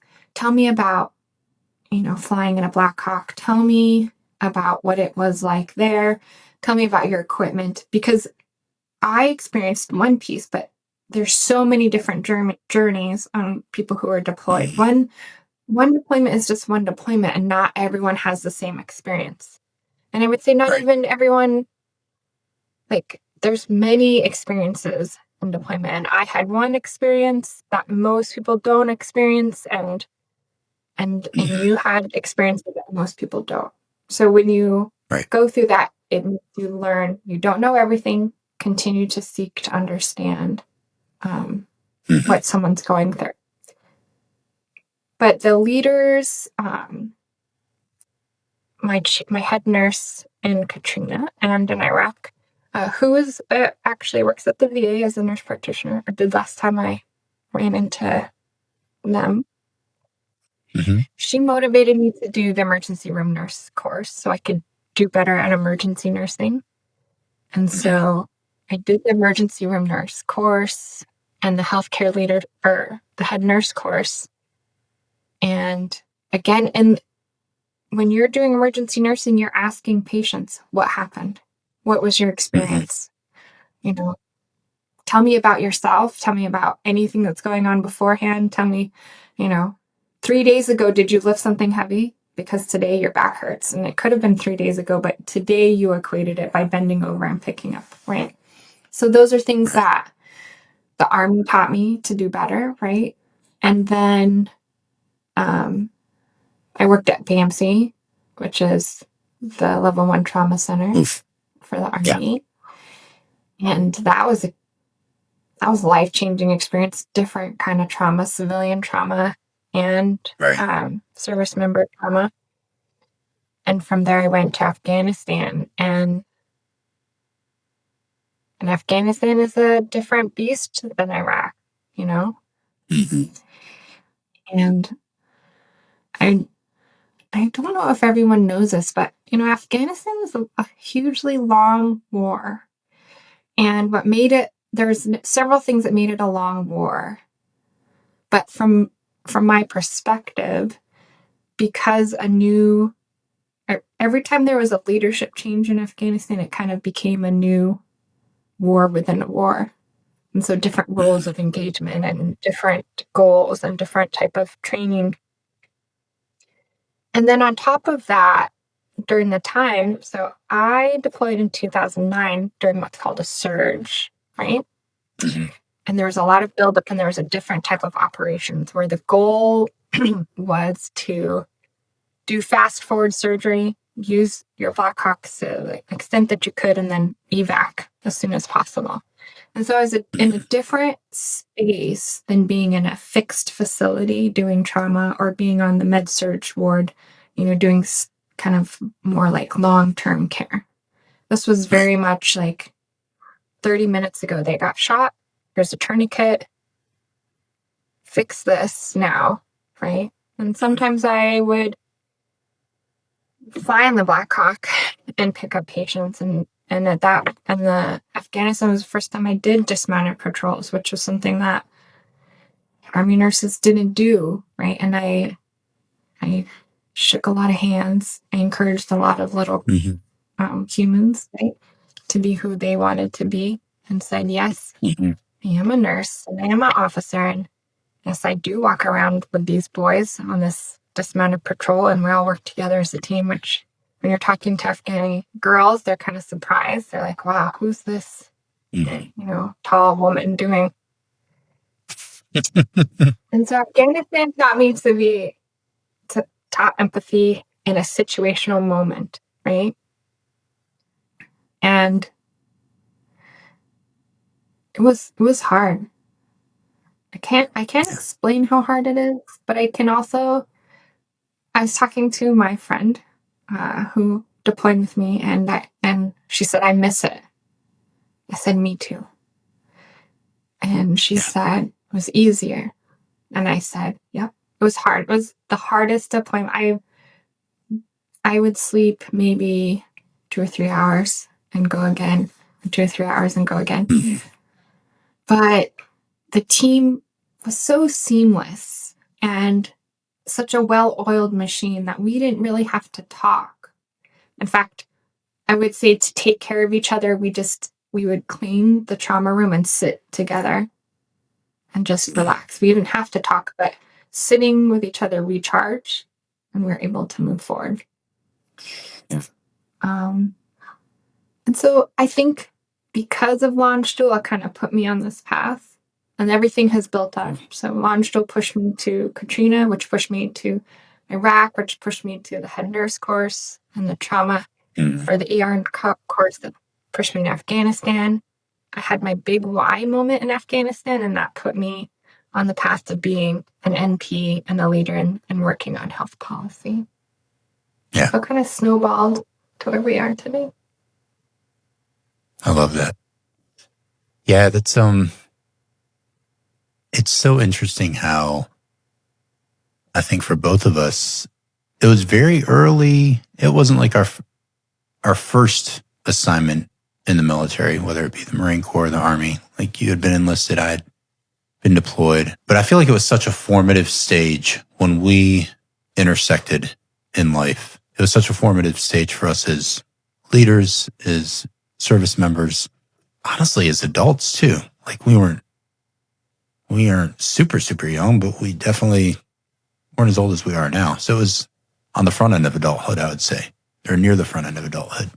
And it's really fascinating to look back at that whole time frame and how it did shape who I am as a person, but really this heart for empathy is such an important thing to relate to other people and to listen to them and to understand them. Also to make sure that you're understood. Like I do like that saying that says, seek first to understand, then to be understood. It's also good in those spaces to make sure that you aren't misconstrued and that people understand your perspectives if that's warranted.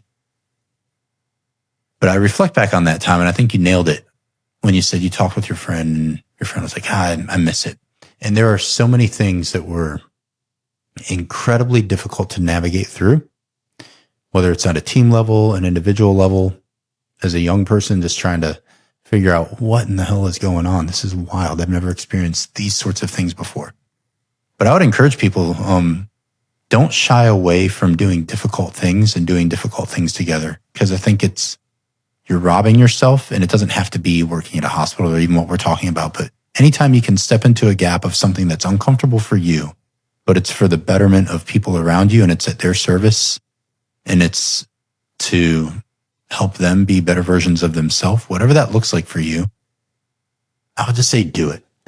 Because I look back at the investments, not only that we were making on other people, but like what you just said, I could echo that and say the investments I was making on the inside for Josh, that I didn't even know what I was going to have to pull money out of that bank that I was depositing for my own internal strength and resilience and awareness for the space I was in.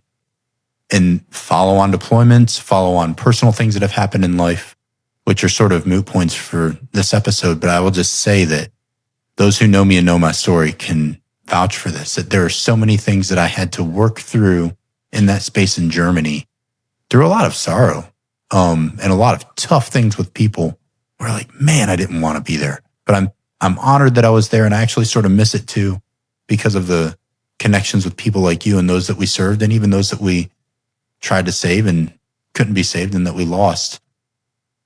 All of it mattered because it was people, and people always matter. And you are one of those people. So when you step into that space, your growth in that space and your heart and what you're learning from that matters. And I think that's one of the big things I took away from Landstuhl was it was incredibly hard. It was incredibly taxing, emotionally, physically, mentally, all around. But man, I would not trade that time for anything or any of the follow-on positions or deployments, because it did all build and start transforming me as a person into the person I am today, I think for the better. And it's made me a better husband, a better father, a better friend today, north of 40 years old, than I was back then as a young 20-something-year-old, right? So I just look back and I'm so grateful for those experiences where when other people might have shied back, people like you or people like me and the team we were with pressed in and really showed up. And not everybody does that. So I'm proud of us for that. And I'm thankful that we did that. And I would encourage people, like, press in when it's not comfortable and find good people that you can rely on, that you can bring around you, because you're going to need them. But don't shy away from difficult stuff when it's for the service of others. And you don't have to be a military service member. You don't have to be a nurse. You don't have to be in the services type of occupation. Like, you can be a janitor. You could be a school teacher, a bus driver. Anybody can live a life of service for other people around them and can show up with empathy. And I think it's really important to do that, whatever space you're in, whatever life you've been gifted. I think you have to take advantage of that and challenge yourself. So, and I've learned so much of that from you. And, oh my goodness. Yeah. So thank you for that. So this next one, we've sort of answered some of it. So if you feel like it's already been answered, that's fine, but I'm still going to read it off to you because I had it written down. So with who we saw, and you started hinting a little bit to sort of like the mental aspects and working with the psychs and all of these things, but it wasn't just physically between worlds of being on the front lines with their comrades or being with family back in the States. Like, I felt like Landstuhl, what I noticed, because I did spend time in the psych ward with some people that were struggling, and seeing people, even if they weren't in the psych ward, that were just mentally struggling through their physical ailments. I feel like emotionally a lot of people felt suspended in limbo on the patient side, maybe also on the provider side, to be honest, and from our side as well. So how did that tension shape how you showed up and cared for yourself, others, not just physically, but maybe mentally, emotionally, spiritually? Like, I would say holistically, you did a beautiful job of that, and you and the other nurses that you've mentioned did as well. But how did that sort of limbo resonate for you outside of the physical aspects and some of those other deeper aspects like mental, emotional? What are your thoughts on that? I would say I think it's always interesting what other people see, because on the inside you feel like completely different than maybe the smile, the uniform, the go-to attitude that you put on for others. But I'm gonna rip the Band-Aid. You ready? Do it. I'm ready. Rip it. I think that mental health is one of the most important disease processes that are out there. And I am hopeful that as we are evolving, that we really own that mental health is important. My friends and I and you, we've seen things we wish upon no one. And we hold all of those experiences in a place where we don't open it up and tell people. Yeah. When I got back from Afghanistan, I kind of knew. Like, I had my personal why, I had this huge moment, but also I was struggling with all the things that I had seen. I questioned, like, am I a good enough nurse? Am I smart enough to be a nurse practitioner? Am I capable? Right? How come I couldn't save everyone's life? Right? Mm-hmm. And why did I go to Afghanistan? Right? So all these things you struggle with, and I did struggle with those, and I decided, okay, I'm going to invest in myself, and I'm going to go to counseling, and I'm going to purge. And the hardest part, I would say, is that when I started talking to the psychiatrist, they said, well, tell me the one thing that's hurting you. What's the one thing that you experienced in your deployment? And if we're going to look at it through an empathy lens, this person is skilled, right? They're a psychiatrist. They went to school. This is their skill, and they're really good at what they do, but they don't understand that this army nurse that they're talking to has lived through Germany and Katrina and Iraq and Afghanistan, and the types of trauma and death and things that this person experienced. It's not one big explosion, but rather multiple instances, right? Because I know who I wasn't able to save, and I say prayers for their family, for them. And when I'm doing a test, or I'm like when I was studying for my boards to be a family nurse practitioner, or when I take care of patients, I always say, I'm going to do a good job for you, right? So this psychiatrist thought, this woman's going to sit here and tell me one thing. And I said, do you want 1 or 10? And that's not all, right? And so she changed her perspective, and she seeked to understand who I was. Right. And I purged it all. And I have a perspective now that's different. And so Michelle, the human, right? When she's feeling fatigued, I feel super comfortable saying, I'm going to check in with a mental health nurse practitioner, a psychologist, a psychiatrist. Like, there have been personal things. My youngest was hospitalized twice for RSV. It's very hard. And I said, I need to go to counseling because I'm feeling overwhelmed, right? And my husband was 100% supportive. He was like, do what's best for you. I'm 100% your team, which makes everything easier when you have a supportive spouse. But for me, I always know if things get too hard, I'm capable. I can call someone and get help, right? Now, Michelle, the nurse practitioner, I have a different experience, right? And so when patients come to see me, they know that I've deployed, right? I have a lanyard that has Afghanistan on it. I have pins that say Iraq and Afghanistan on it. And so when they come into my clinic, they know that I've experienced something similar, potentially, or that I too was in the military and that I'm in that kind of space like they were. And then I seek to understand. And I think the patient's journey is the most important. I can do a physical in 3 minutes, okay? And I'm good. I do all of it, not just the fake heart and lungs. Like I do everything. I'll look in ears, nose, throat, check all your lymph nodes. I listen to your heart. I can check your liver. I'm in it to win it. I can do a musculoskeletal exam. The most important minutes are the other 27 where the patient talks to me. And I have a specific way I talk about mental health with my patients. And I say, when we have a physical wound, it's open and it's gross and it's pussy and it's bleeding. And then I come in and I wash it for you and we put a dressing on it and a Band-Aid. And then you come back in a couple of days and I wash it again and we put a dressing on it and a Band-Aid. And it starts to close and starts to clean. It becomes a scar, right? First it's a scab and then it's a scar. Then you don't need any dressing, but the skin is still kind of sensitive to the touch, right? Mm-hmm.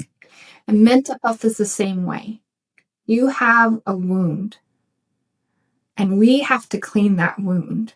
And how we clean that wound is we connect you with a psych mental health nurse practitioner or a psychiatrist or a psychologist or a licensed social worker. And you're going to talk with them and you're going to clean this wound. Okay. And every day that you walk in, it's going to be a little hard at first to talk and go through the motions and build your toolkit. But as you do it, that mental wound will become smaller and smaller. And then eventually that mental wound will be a scar. And some days that scar is going to hurt, okay? And I don't know what that day is for you or what those days are. But it's okay that that scar is going to hurt occasionally because you're going to go through the process of taking care of your mental health. And just so you know, I'm always here, right? I'm here. The VA is here, right? We have the mental health crisis line. There are psychiatrists and psychologists and psych mental health nurse practitioners and licensed social work. And we're all invested in you because you are important to us. And me, Michelle, as your nurse practitioner, me, Michelle, as a combat veteran, I'm always going to have your back. And let's do this together. And I say, you don't have to do anything today, but I'm always going to be here. And then if they're interested, I take it a step further. I say, Dr. So-and-so, I know them. I work with them a lot. Tell me to pick up the phone. I like Dr. So-and-so so much, or nurse practitioner so-and-so so much that we take care of our patients together. And if you have a need and you communicate it with her, I got your back. And that kind of conversation and how you frame it, at least in my experience, helps people say, it's okay, it's safe, let's talk about it. It recognizes that it's a wound. It recognizes that it deserves to be healed. It recognizes that it may still hurt occasionally. And when you pause, like after you have that conversation, just pause and let them give it all to you. And sometimes I say, you want to just give it all to me today. We got 30 minutes. I'm here for you. And then sometimes I just take it. You never know. I've had patients come weeks later and say, okay, I'm ready now. Sometimes they want right then, I walk them over. Sometimes I've had patients come a year later and say, today's the day. And I say, today is your day, friend. You're the most important person. Right. They are. That is my personal feeling about mental health. I hope more people take this and understand the importance of it, because no one should feel alone in mental health. So. That was so beautifully said. And there's so many layers to that I'm just going to pick one that really stood out from the way you framed that, because I think it's really powerful. And I hope people didn't sleep on what you just said. When you're talking about wounds and, cleaning out a wound and then dressing it back up. If you haven't ever worked in the medical space, let me just paint a picture really quick of my first experience as a non-medical person who's been through things like, let's say TCCC, like trauma care or stuff for like combat type things. Okay. Yes. So like knowing how to put on a tourniquet and they're all in the same spot. And I know how to treat them with all these things that you have to do if you're deployed into combat. Yes. I know how to do those sorts of things. And I've gone through that training, but I'm not a medical professional, not even a corpsman. I had never dealt with this sort of thing ever. And here's me, a young NCO in Germany, but there was a Marine who had really nasty burn wounds. And so they would have to go into the OR. And this is going to sound, I'll keep it not too gross, but I'll just be honest with what it is. Had to go in and get scrapings. So they just have to scrape all of this burnt flesh, and then it's sort of gross, and then they have to re-clean it. And then, like Michelle's saying, like re-gauze it. Or even if it's not a burn wound, if it's like, some of the blast wounds from shrapnel, and they're using saline and cleaning it out and then re-gauzing it. And I just think that image of it's not a one and done, one-stop shop, fix it thing. We appreciate that physically, and we understand that it's a process, much like what she just painted. But that is such a beautiful, and I think pretty center bullseye, almost perfect analogy for what I've seen personally, and also what I've seen through a lot of people, not even just service members, just dealing with things. And yes, as a behavioral scientist and, a psychologist, and doing all these things on that side and hearing people's behaviors and stories, just realizing that it's okay to realize that you can show up for someone and listen, and it's not there to necessarily solve a problem, but that wound care in that scrape session in the OR. And I'm telling you, like, they didn't let a lot of people do this. And I was welcomed in by doctors because Marine said, I need Josh in there because I'm so sick of you all. And if I'm going to be in pain, at least I'm going to have my Marine buddy with me. So I was allowed into the OR for scrape sessions in Landstuhl, and it was disgusting. And I think like I almost had the bones in my hand broken by this Marine just crushing me.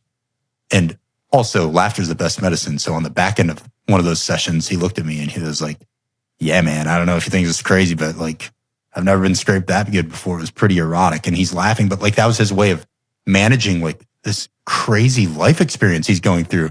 And I know you're laughing because those Marines said some crazy stuff and they're hilarious, even in the worst situations. But when you step back and you appreciate that we make space for that for people physically. And yet we think that we immediately need to try and solve a problem and don't appreciate that being present for someone and listening and trying to encourage them to keep going and know that they can confide in you and you will be their friend without any judgment. Man, that was a really good scrape session mentally probably that they needed. And then you gauze that up, you pack it up, and you let it sit. And there is a good thing for consistency and cycling back to that and coming back in due time and setting a cadence for that. But that sort of mental health care is such a beautiful analogy that I think that's a perfect way in my mind. Like that just resonates deeply with me, having lived in both of those spaces of seeing both the physical and the mental journeys that people take, and even that I've had to take through a lot of the things that I've seen. It doesn't make you weak to go like, man, that hurt. I need to scrape that mental wound a little bit and then gauze it up and let it sit. And then realizing that that is a continuous process, that you need a professional that's doing it, that knows how they're helping you. You just don't want any old buddy scraping your actual flesh wounds if they don't know how to treat it. And the same thing with the mental space. I love the way you frame that. I've actually never heard anyone package it that way with your experience. That's such a gifted way to frame it for people. And I hope you all paid attention to that. So if you need help, or if you are someone seeking to offer help, even as a professional, I think clinical psychs could take a page out of that book really quick and take a little bit of admonishment from Michelle in that, as well as maybe don't jump to conclusions on pinpointing what is the one thing or what's the trauma event. There could be so many layers that you aren't even aware of. So just seeking to understand, seeking to make space. And if it's fitting, steal her analogy. That's awesome. That's a beautiful way to put it. Hey, maybe we just need to scrape this wound a little bit and then let it sit, let it heal. And then we'll come back when you're ready for your next scrape session. And eventually we're aiming to just get to scar level. So you don't always need to show people your wounds. Your scars are where you're going to have a story. But right now, let's just do some wound care. Let's do some soul care. And I would say, as a husband, and I think especially as a father, that resonates so deeply to me, because even for little children, maybe they haven't, I pray to God, haven't experienced like that deeply traumatic life thing yet. But as a little child, I think there's sort of an old school word that comes to mind when you just shared that analogy for mental health care.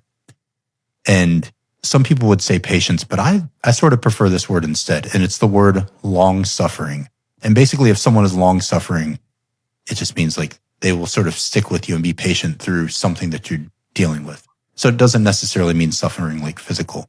But I love the mental connotation and picture that paints of being long suffering with something, or maybe even with my children. It might be frustrating for me, but as a dad, if they need me, I might not necessarily be there to fix whatever their little tiny person problem is, but I'm teaching them through my posture as their father and as the leader of their home that it's okay to come to dad, and he's not always going to try to fix things or tell me the answer. He just wants to see me and hear me and be there for me. And when you can build those behaviors in a small child and teach them that it's okay to reach out for help, and it's not always going to be a problem-solving equation, it's just a healthy thing to do, that you're a safe space where they can be honest. That is shoring up such a beautiful thing in that small child's life and in their heart that they will carry with them. And I think that's a beautiful picture of what I would call prehab work instead of rehab work. So if you're a parent, if you're a leader, take this on board, because you could be doing so much prehab for the people that you are leading and serving by being that type of listening leader that might actually save a lot of damage, save a lot of trauma, and save a lot of unnecessary rehab in the future just by your posture and your presence. So, oh my goodness, that response of yours was golden. And I really hope people didn't sleep on that, because that was such a beautiful picture. Thanks for that. That was so amazing. With this empathy, I'm going to dig that a layer deeper though, because I know we've touched on it a little bit. And I have so many stories that come to mind specifically from Landstuhl for myself, and some of them are shared with you as well. But did empathy ever feel like, in your perspective, the only thing that you had left to offer someone when they were in their final moments? And in those sacred spaces, did you find that it was enough?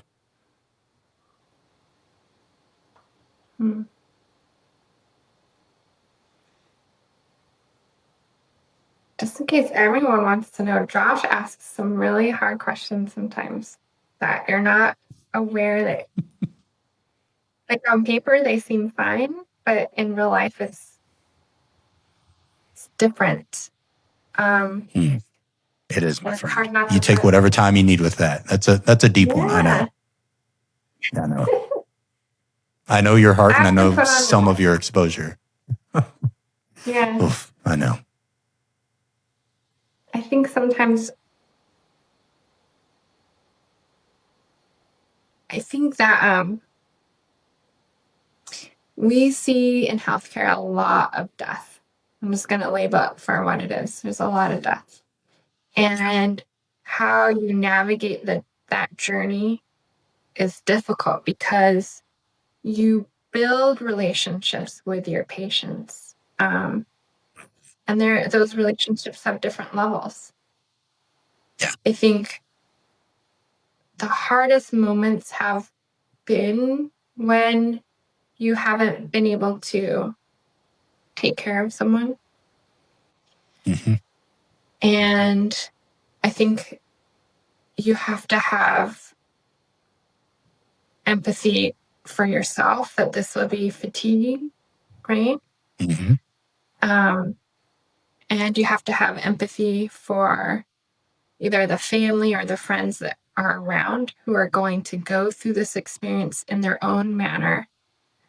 And you have to have empathy, of course, for whom that patient is. And I know this is going to sound small maybe to other people, but the only thing you have sometimes is your hand, right? And your touch. And then just whispers. Mm-hmm. And there were times where the only thing I could do was to hold someone's hand and just let them know that, like, I'm proud of them, right? And that their family is proud of them, and that no matter what, they're loved in every way, shape, or form. And just repeat those words of affirmation and love and kindness. Because in my heart, I want someone who is going to pass away. I want to know that their brain had a positive endorphin, right? A positive experience, a positive thought in their head. Even when, patients can be intubated and people say, well, they can't hear you or whatever. I think that they hear their family or their battle buddy or their friends. And I want them to always have that experience of love. And it's love like you're never going to experience because you don't know this human, but you just love them. Right. Right? Yep. And you say, it's okay. You're loved. And then you go through the process and they do pass over. And then you have to pause. And when you're in nursing or in that leadership role, you have to hold everything real deep. And sometimes that looks like that you're not impacted by it because you also have to pivot to their family and friends or their battle buddies, right? And you have to now offer yourself. And how you offer yourself is either, just being near them, being next to them. I often say, do you want a hug? Because not everyone likes touch. And so, if they do, then I think that hugs are beautiful. And just say, I'm here. And that's all you have to say. You don't have to prompt them in any way, shape, or form. Just, I'm here. And just sit quietly. You don't say anything. You don't do anything. And this period can take a couple minutes. It can take hours. And then after the day, then you go home and you do those self-care pieces where you say, and this is what's hard for me, is that I always say, did I do enough? Did I do all the right things? What could have I done better? Right? And then I say my prayers. They say, please take care of this person. Take care of their family. Take care of their friends. I know you have a plan. Today, your plan was for me to do this. It's really hard. And then now that I'm in my north of 40s, as you like to say, I like that one. I often will I squeeze my babies, right? I always want to take a picture, squeeze the babies, be thankful for them. I ask for a long hug from Greg because I'm not a touchy-feely person. And so I say, Greg, I need a hug. And then, if you need to call, phone a friend. But that's how I walk through the process. And it's always just about giving love and then giving space. Yeah. Absolutely. There is, as you were talking, and I've thought of this a lot, but I want to reshare this. It's a very personal experience I had there. Not on your award, but it was your response. And it left such an impression. And you may remember this, maybe you don't. You have a pretty good memory. You're a very smart person, but it was so impactful to me, I could never forget it, even if I wanted to, and I would never want to. So I don't know if you recall this, because there were a lot of moments that we shared together where you were there from, I think, an emotional support structure as a friend. Even there were times where we would all go, like, it was very few and far between, but sometimes we would get a chance to break out of the hospital. And there was a little bar down in Landstuhl called the Tree Bar, which was really cool. You'd like the staircase wrapped around this tree that came up the center, and you go down, and there is this two sisters that were from Italy that were the bartenders there, and they had pool tables, and we would go have like 1 or 2 drinks, have a nice dinner together, just sort of try to uncork and, have a little bit of normalcy before it was back into the grind. So those were always really good. And I think we really did a good job as friends and professionals to be there for each other. Keep it always above reproach, but just have some human outlets, which was really needed. But do it with a team of people that you respected and appreciated. They knew why you needed that. So we were always there for each other, but we always made sure that we respected and guarded each other's boundaries as well, and kept each other in a good, safe space together. So that was beautiful. But there was this one specific case and one specific patient. And I will just say it was the first time I personally had ever experienced this. And it was sort of like a tsunami blast of experience for me. So it was up on the ICU. And as soon as you walk into the ICU ward, you would walk in, and just a little bit down on the right was the nurses station, the desk. But as soon as you walk into the ICU ward, immediately off the elevators, that first room that was on the left in Landstuhl. So you walk in and boom, the very first room, maybe it was room 1. I don't remember the numbering. But in that room, there was a Marine. And he was a Marine that I had taken care of since he got there. And then when he came in, he was in the ICU. He was a gunnery sergeant. That's all I'll say.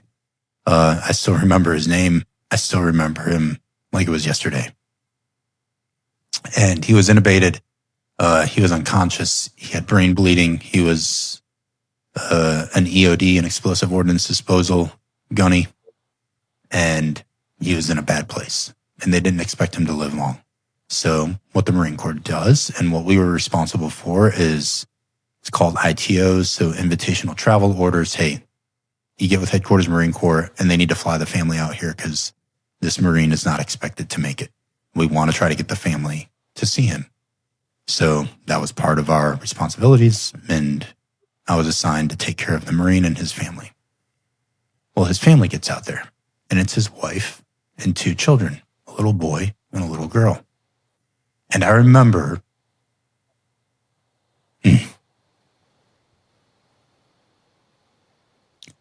your response on the back end of what happened here is, to me, the reason I can look at my little girls and be like, man, Michelle is a hero. People can't even fathom, because who you were for me. So this Gunny ends up passing in the ICU room while his wife and children are in the room. And he was sort of starting to come to and in and out of consciousness. And so it got the family excited. But in the same moment that they got excited, he started slipping. And so the nurses had to rush in there. And I remember the nurse that was working that day in the ICU just grabbed the children and said, Josh, please take them into the waiting room. And then I just heard the wife screaming. And that was rough. That was a rough day. And I walked into our office probably in a very similar state to what I am now. I wasn't in emotional shambles, but man, I was fighting it back. And I just put my head on the desk, and Marcus looked at me. He was like, buddy, you okay? I said, nah, man, I'm not. I was like, that sucked. He said, all right, dude, take your time. And then Marcus looked at me, and he said, hey, man, you need to go tell Michelle. And that's just who you were. So I say all of this, and I'm happy to expose people to this, I think, this raw emotion, because that's the person you are to others. And that's who you are as a leader. He said, you should go tell Michelle. He's like, get out of here for the day. But before you do that, go tell someone who can appreciate it. And he knew not to talk to the nurses in the ICU because they were handling all of that. And I remember I walk up and I was just, I don't even know if you remember this, and maybe you don't, and that's irrelevant. I just walked up to the ward and I told you, I was like, hey, we just lost this Gunny and I got to take care of the family and I got to manage all of this. And I said, I feel like I need you to know that because I know who you are. And we had already walked through enough together with Marines and for each other that I just trusted you and appreciated who you were. And you did exactly that. You're like, can I give you a hug?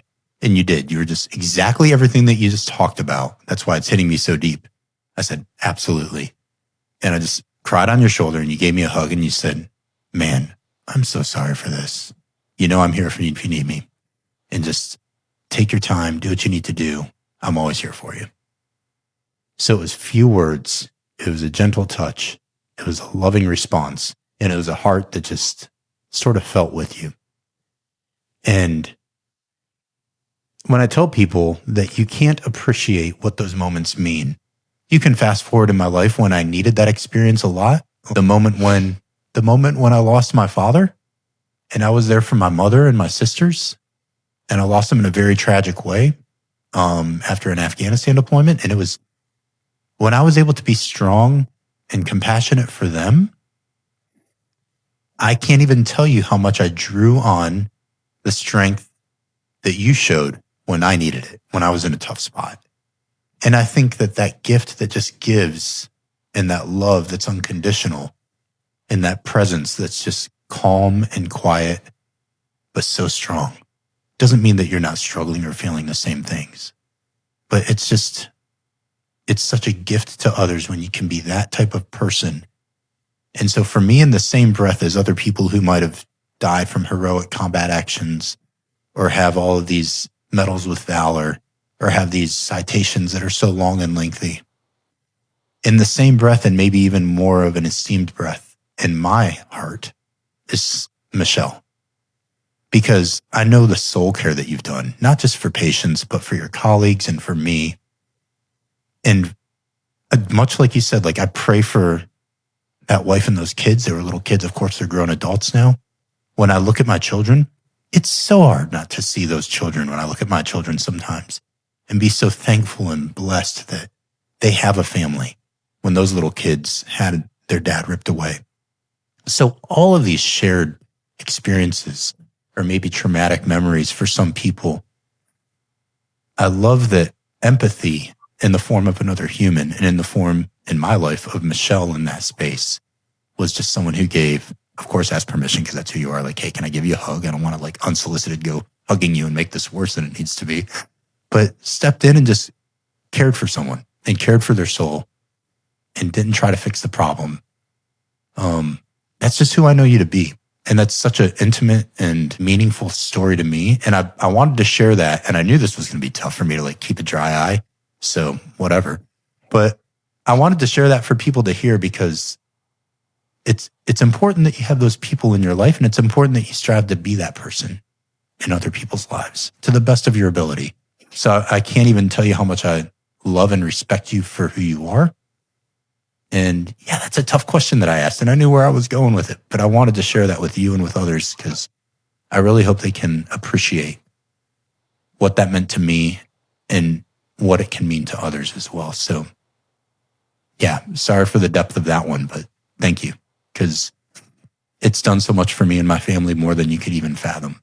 Who you were in that moment shaped my heart in the most beautiful of ways for stuff I didn't even know at that time I was going to need in the future. And I've drawn on that well so much throughout my life and throughout my marriage and throughout my parenting journey. it was priceless and timeless. So I'm so grateful for you because of that. You say a lot, Josh. No, I just want you to know that sometimes people don't see the same things, but what I saw was a Marine that would always... Remember in 13 Delta where there was like the nurse's station and the big like counter? And then you and I would just sit there, right? And we would talk and talk and talk, and we would go over the books, and we would see all the patients, we would flag things, and we would just talk and talk and talk. And I think I saw you as someone who just would come and we would talk through everything, you know? Right. We're equals. And it takes a lot of strength to say, yes, I want a hug. We're not touchy-feely, right? We're both like hardcore in our own ways. But also just to take a step back. I can't help but think how lucky those kids were to have you, a Marine, like their dad, take care of them, you know? Yeah. And yes, their lives are different because of what happened, but had you not been there, their lives would be shaped even more differently. Just so you know. Yeah, thank you. You And I agree. Yeah. No, it is. I do think on those things. And I'm so grateful for, like I said, even though those are such difficult experiences, and other people may have their own that aren't even related to what Michelle and I are talking about, but any difficult thing where you feel like you've learned to love better and you've grown from that difficulty, I would say that's a gift. As strange as that may seem in the moment, it's such a gift that I don't think you should try to replace even if you could. So yes, I would never wish those things, and they're difficult. And like, it's an emotional response because it is such a deep part of my soul. And it's such a thing I carry with me. But there's so much beauty in that space that you offered. And it was such a beautiful gift to be able to care for that family. And I know that was so loved and appreciated by all the families that we cared for. Some who the service member didn't die, and a lot of them they did. And that was, I guess that's the outcomes of the life that we lead and the occupations that we held and what we do. But like I said, when you're with people and you're trying to love them well and be there for them, despite the difficulties that you're having to walk through in that same space, it's always worth it. And I wanted to share that with you, and I wanted to share that and capture that for other people and for my children to look at one day and reflect back on that these conversations matter. They matter a lot. I think they're everything for people to know that they're valued and appreciated for the little things 20 years ago they did that they never could have even imagined the impact it had on a life in the most beautiful of ways. So it's a powerful thing. I would agree for both of us to have been there on the giving and receiving end of it. And I'm proud of us for being those type of people that were open and welcome to walk through difficult things together. I think it's a beautiful thing to appreciate and sit with. But in that, you are really good at showing empathy to others. But this tees nicely into my next question for you. How have you learned to show empathy towards yourself? And that might sound like a weird question, but I think you can appreciate it, especially when those emotions are deep, or, you know, it's hard. You got to feel those fully, but you don't want those to overrun maybe your sense of identity, or you don't want to become so emotionally entranced that it cripples your purpose, especially if you're in the middle of a mission. So how do you balance that and show yourself empathy without just stalling out or idling to the point of not being able to move past it? What does that look like for you?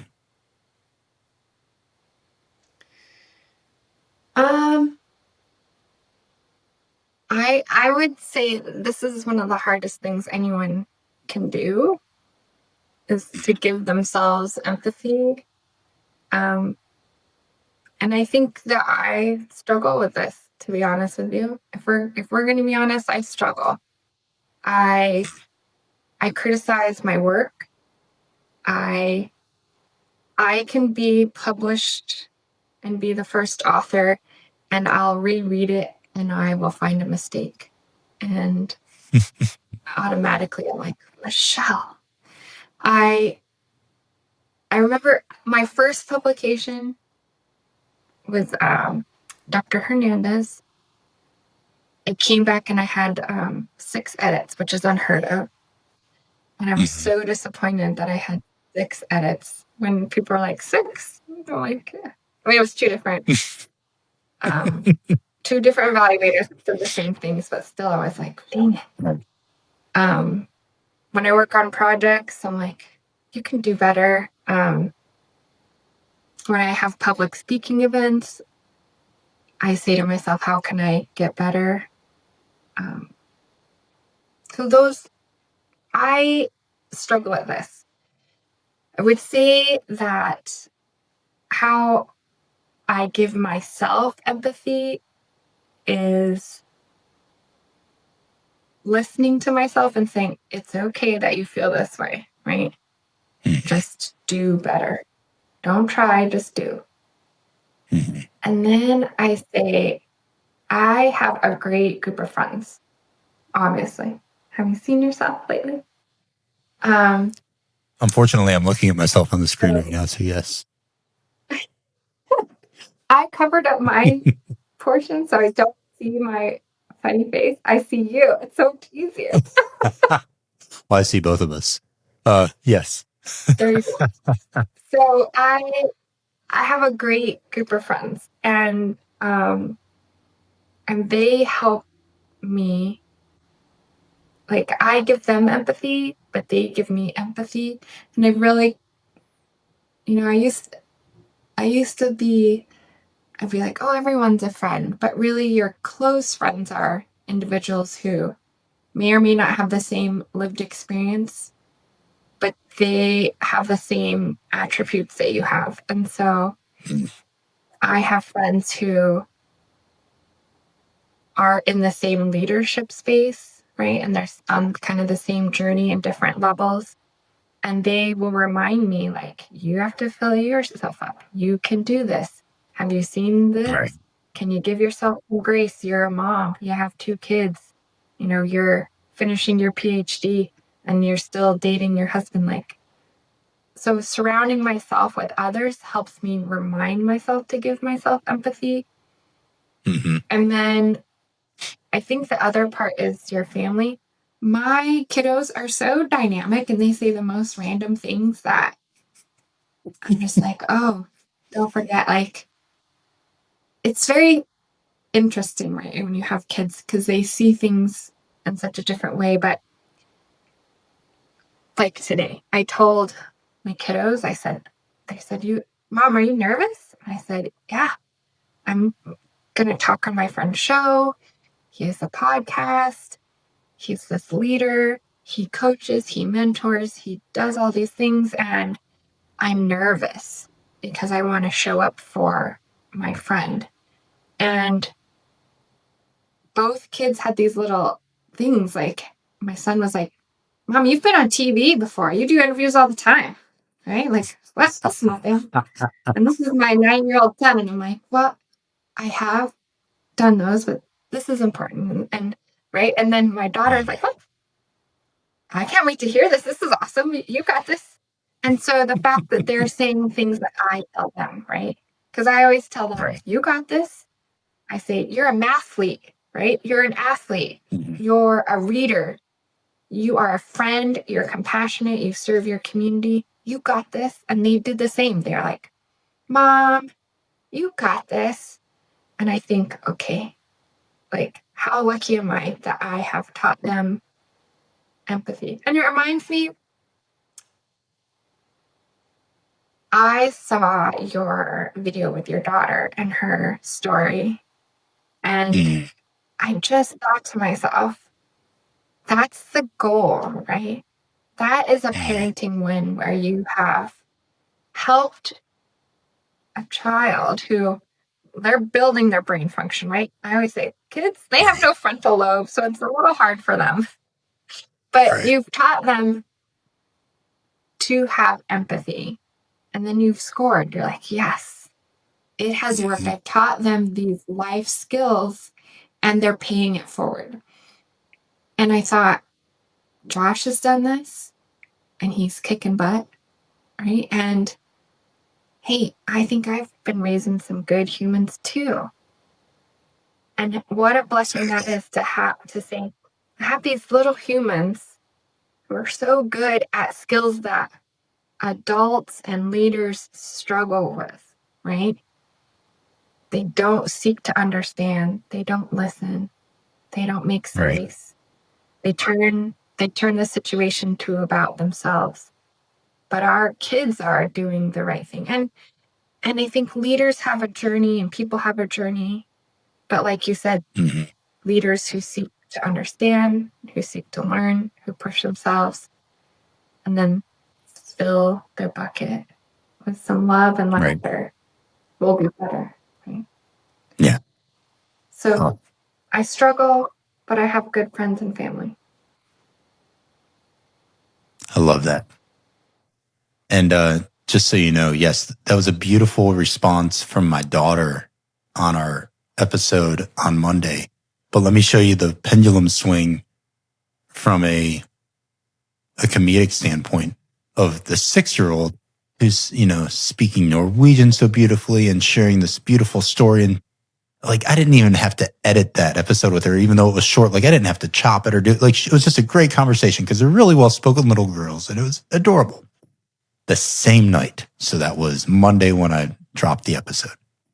And then that same night, Monday night, and I think I posted this up on my Instagram story because it was out of this world hilarious. My little one, Karina, the 3-year-old, I just call her my little thug because she's this short, little, tiny dynamite of a personality little girl. And she is hilarious. Like, all the girls are funny, but she knows it. And not only is she funny, like the other ones, when they'll tell jokes or they're getting ready to do something funny, they can't really keep a straight face very well. Not my thug. She is like ice cold. So if she wants to crack a joke or poke at you a little bit and she knows she's going to be funny, it's like game on. So anyway, we're getting ready to put her to bed. And I was in reading with the older two and Laura's in the, rocking her in a rocking chair, reading her a little story. And so I took the other girls in. I'm like, hey, your mom will be in a minute when she puts Karina down. Love you, good night. Gave them their hugs and kisses and walked into Karina's room, which is right next to it. And I walk in there and she's getting ready to go to bed. So she's sort of smirking and looking at me.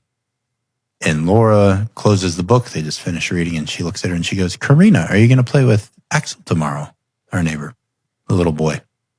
And she goes, no. I have to change a diaper.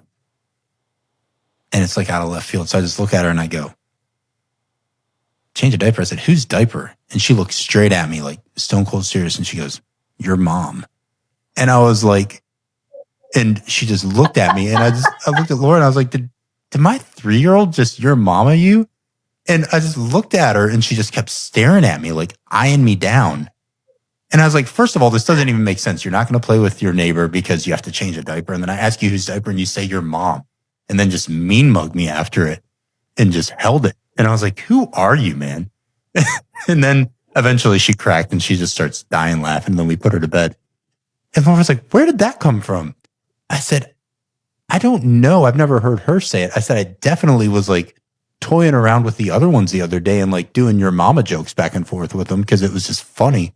And they were eating it up. But I said, she must have been sitting there soaking it all in, not responding. And was like, oh, I'm using this one when he doesn't expect it. I'm like, man, she is insanely smart and hilarious. She waited all day to tell you. She was like, your mom, hold on. Yeah, she let that one out. She let that one sit in the slow cooker and just simmer. And she's like, I'm just going to pull it out when he's not expecting him. So the one beautiful Norwegian talking about empathy and then my thug cracking mama jokes and mean mugging me. So that's my dad life. There you go. So that's the real life. Yes. That's the real life. That's parenting. I love it. It's fantastic. As a sort of a follow-up to that last question on showing yourself empathy,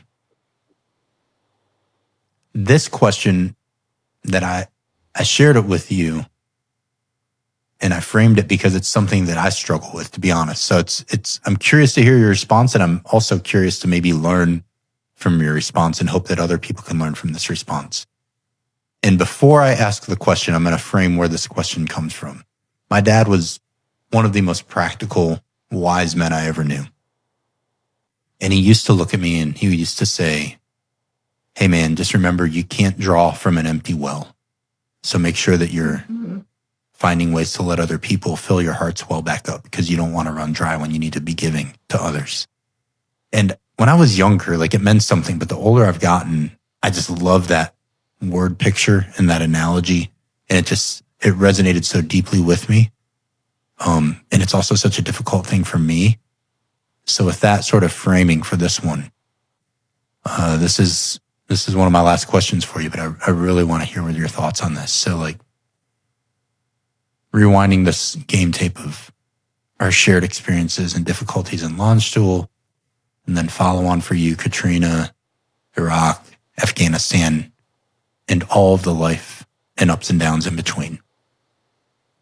Everything you've experienced. How do you, first of all, guard your heart, but also find ways to fill it back up so that you're not trying to draw from that empty well that my dad used to talk to me about? So,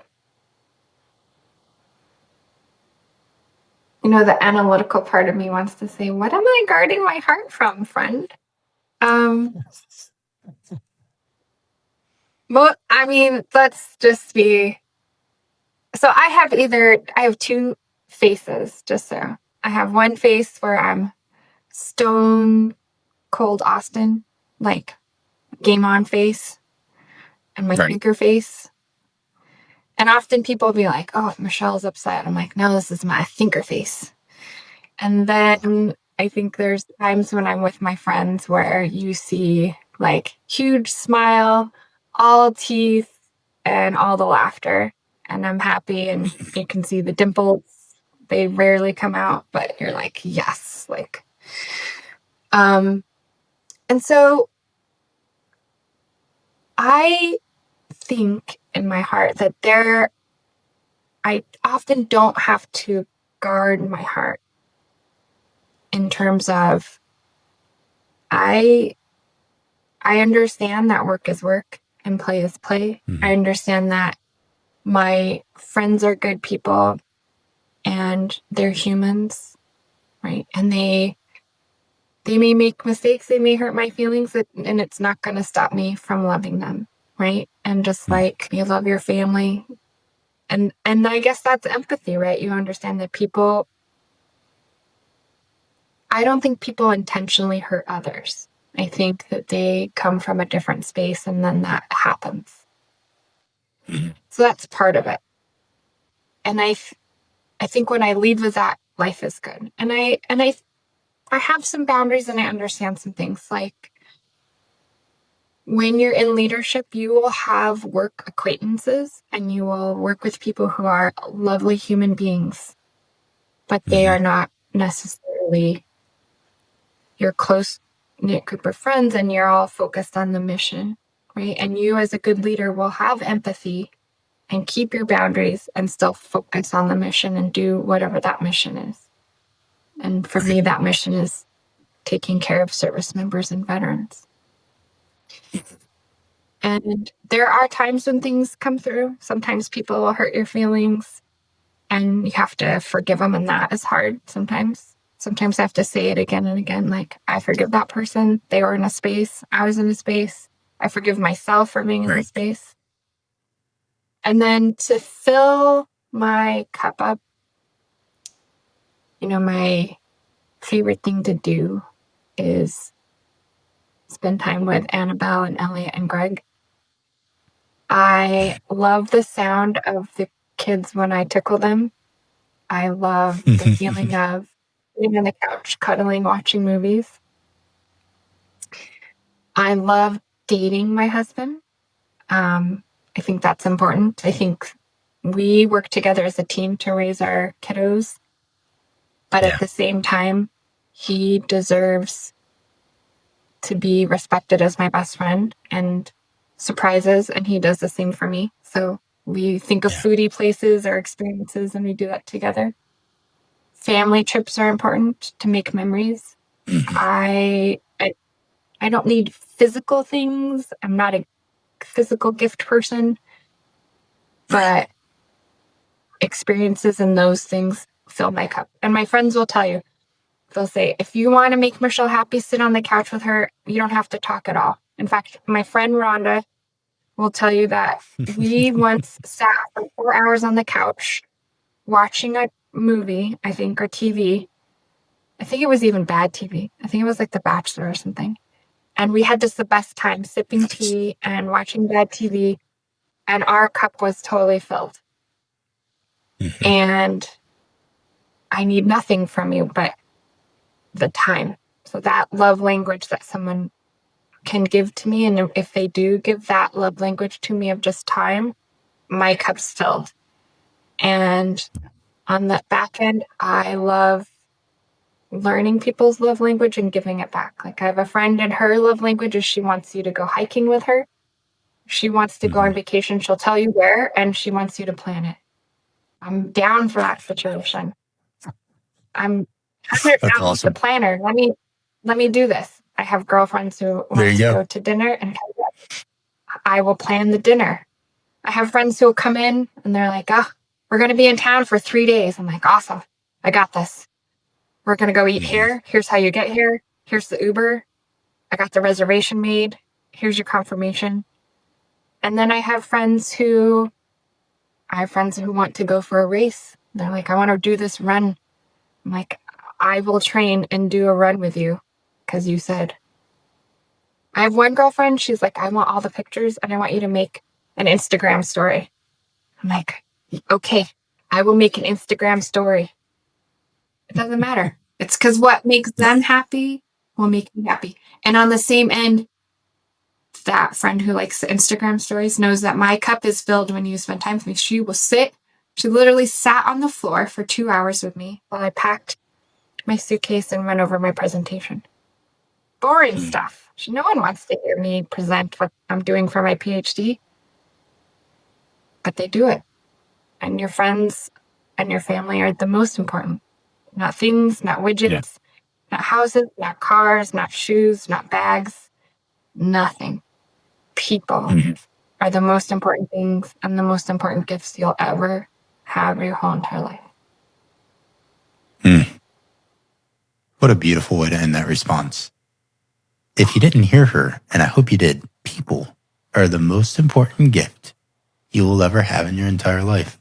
It's funny, as we dance around this topic of empathy, it just sounds a lot like actually really loving people. Like not just saying the words, okay, I love you, or I'm going to do things for you, but just really trying to understand what that looks like for them and appreciate their experience. Again, even if you haven't lived it, being present, just physically present. That's for me practically. I think it's so much of it looks like when we go to our neighbor's house, or even if we go around town, if I'm with my wife and 2 little girls, I'll look at Laura and I'll say, hey, do you have your phone? And is it charged? And if she says yes, I'll be like, thank God, because I'm leaving mine at home. I just love not having it sometimes to where I don't have to be connected, because it allows me mentally and physically to just be like, oh, screw that thing for a while. And I can just be fully on board with whoever I'm with whatever we're doing. And in those moments, you're spot on. I just feel like that's the most sustaining thing for my heart that I could do, is just be fully engaged and present with the people that I love and that I know love me. And whatever that looks like for them and for me, it's reciprocal and it looks different for each person. But it's such a beautiful thing when it's done well. And you're right. I'm the same. It doesn't take things. I don't need things. I just want genuine connection and genuine time. Much like this, like what we've been doing here. Oh my goodness. Like I think my heart's well is overflowing and flooding. And I think that's a good thing, because I don't think anyone goes thirsty when it's filled up to that extent, to where it runs over with thanks and gratitude and love. And it's such a beautiful thing. So as we put a bow around this thing, and oh my goodness, I don't even know. This is going to take me like going back and re-listening to this and just marinating on this for quite some time, because there has just been some absolute gold with what you've been sharing, and I'm so grateful for it. But last question for you, and then we'll dial it down. So if you walked away from this conversation, this podcast, and you start reflecting on it, and you're like, oh man, I wish Josh or one of the listeners would have asked me this. What is that question? And what would your response be to that? Like, what's the one thing maybe we haven't touched yet that you really just want to leave with people? What would that be? So I kind of think of this in a different light. And what I would say is what I'd like everyone to ask themselves instead of what I would have you ask me. And I want people to ask themselves what their personal why is. And I'll tell you, I actually got taught this by a patient of mine. And I think I learned the most from others. And so my patient taught me that I was on a journey, but I really needed to dial in on my personal why. And I needed to think about it and marinate on it and remember it so that when I did have hurdles or obstacles or pebbles in the road, that I could look to that why and continue forward. And so my ask to everyone would be, what is your personal why? And like we've been talking about today, pause, own it, write it out, talk it out, feel all the feelings in a safe space, understand yourself, give yourself empathy, and then really hone in on what is your personal why. And I don't often share my personal why, but I think you will understand my personal why. And so I'm going to tell you real quick. Okay. So when I was in Afghanistan, I got to do trauma in what's called a forward surgical team. And a forward surgical team is basically a tent. It's one tent. And that tent is an ER-ish, like a trauma bay, which is my area, right? With 4 beds, which are basically stretchers. Then you have a 2-bed OR, and then you have like an ICU or recovery area.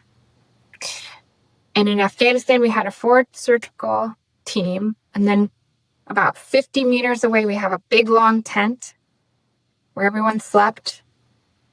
But being in a forward surgical team means there's, 20 male soldiers and 4 of us female soldiers. A piece of wood separated the rest of the team and me and my friends. And we saw the most trauma in Afghanistan during that time period. And it was a lot. And there was only me, my NCO, and our medics. And we'd sometimes get traumas that were 36 patients deep.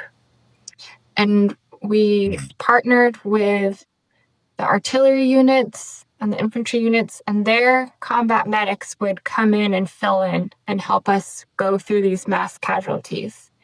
And the one thing we would teach others and teach soldiers was how to put on your own tourniquet, right? How to take care of yourself, which we've talked about is really important to take care of yourself. And one of them, he was very, very reserved. He would tell you kind of these sly jokes on the side. Very smart, very smart. And we're just lucky to have them join our team. Near the end of my deployment, I remember hearing this pounding on the wood. And you hear this, ma'am, you gotta come to the tent, ma'am. And that's normal in that situation. They called me the ma'am. At that point, I was a captain. And so I was like, okay, put on my gear, run to the tent. And as I'm running to the tent, I hear it again.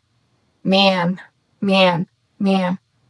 Captain Racicot.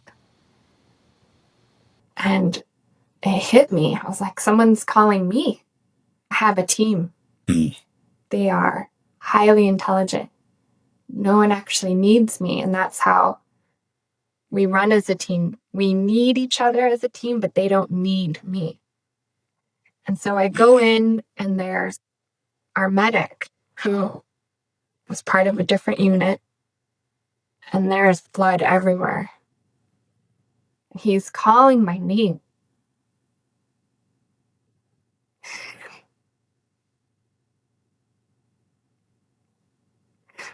So I go to the bed. I have all the medics. And he says, "Ma'am, I put my own tourniquet on."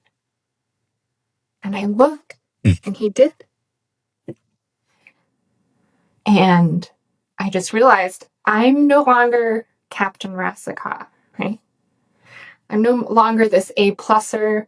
I'm no longer the chief nurse. I'm no longer an educator. I am now his partner and friend, right? And my job is to listen and give him empathy and let him know that I'm proud of him. And that he is an amazing combat medic and so smart and dynamic, and that he has saved his own life, right? And as soon as we kind of got in there and I started talking to him, the team just went to work. And so beautiful. The trauma ballet is something that if you haven't experienced, you're in awe of the Army surgeon, the nurses, the medics. I can't explain to you how amazing these humans are. Yeah.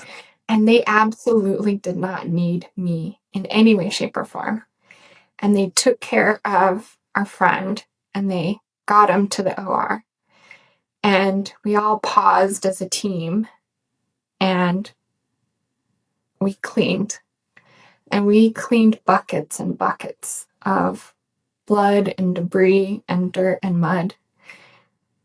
And we sat there waiting for our friend or our soldier. And it kind of hit me that this is temporary. What soldiers and service members are going to experience is going to be so long term. And I can be the best trauma nurse in the world.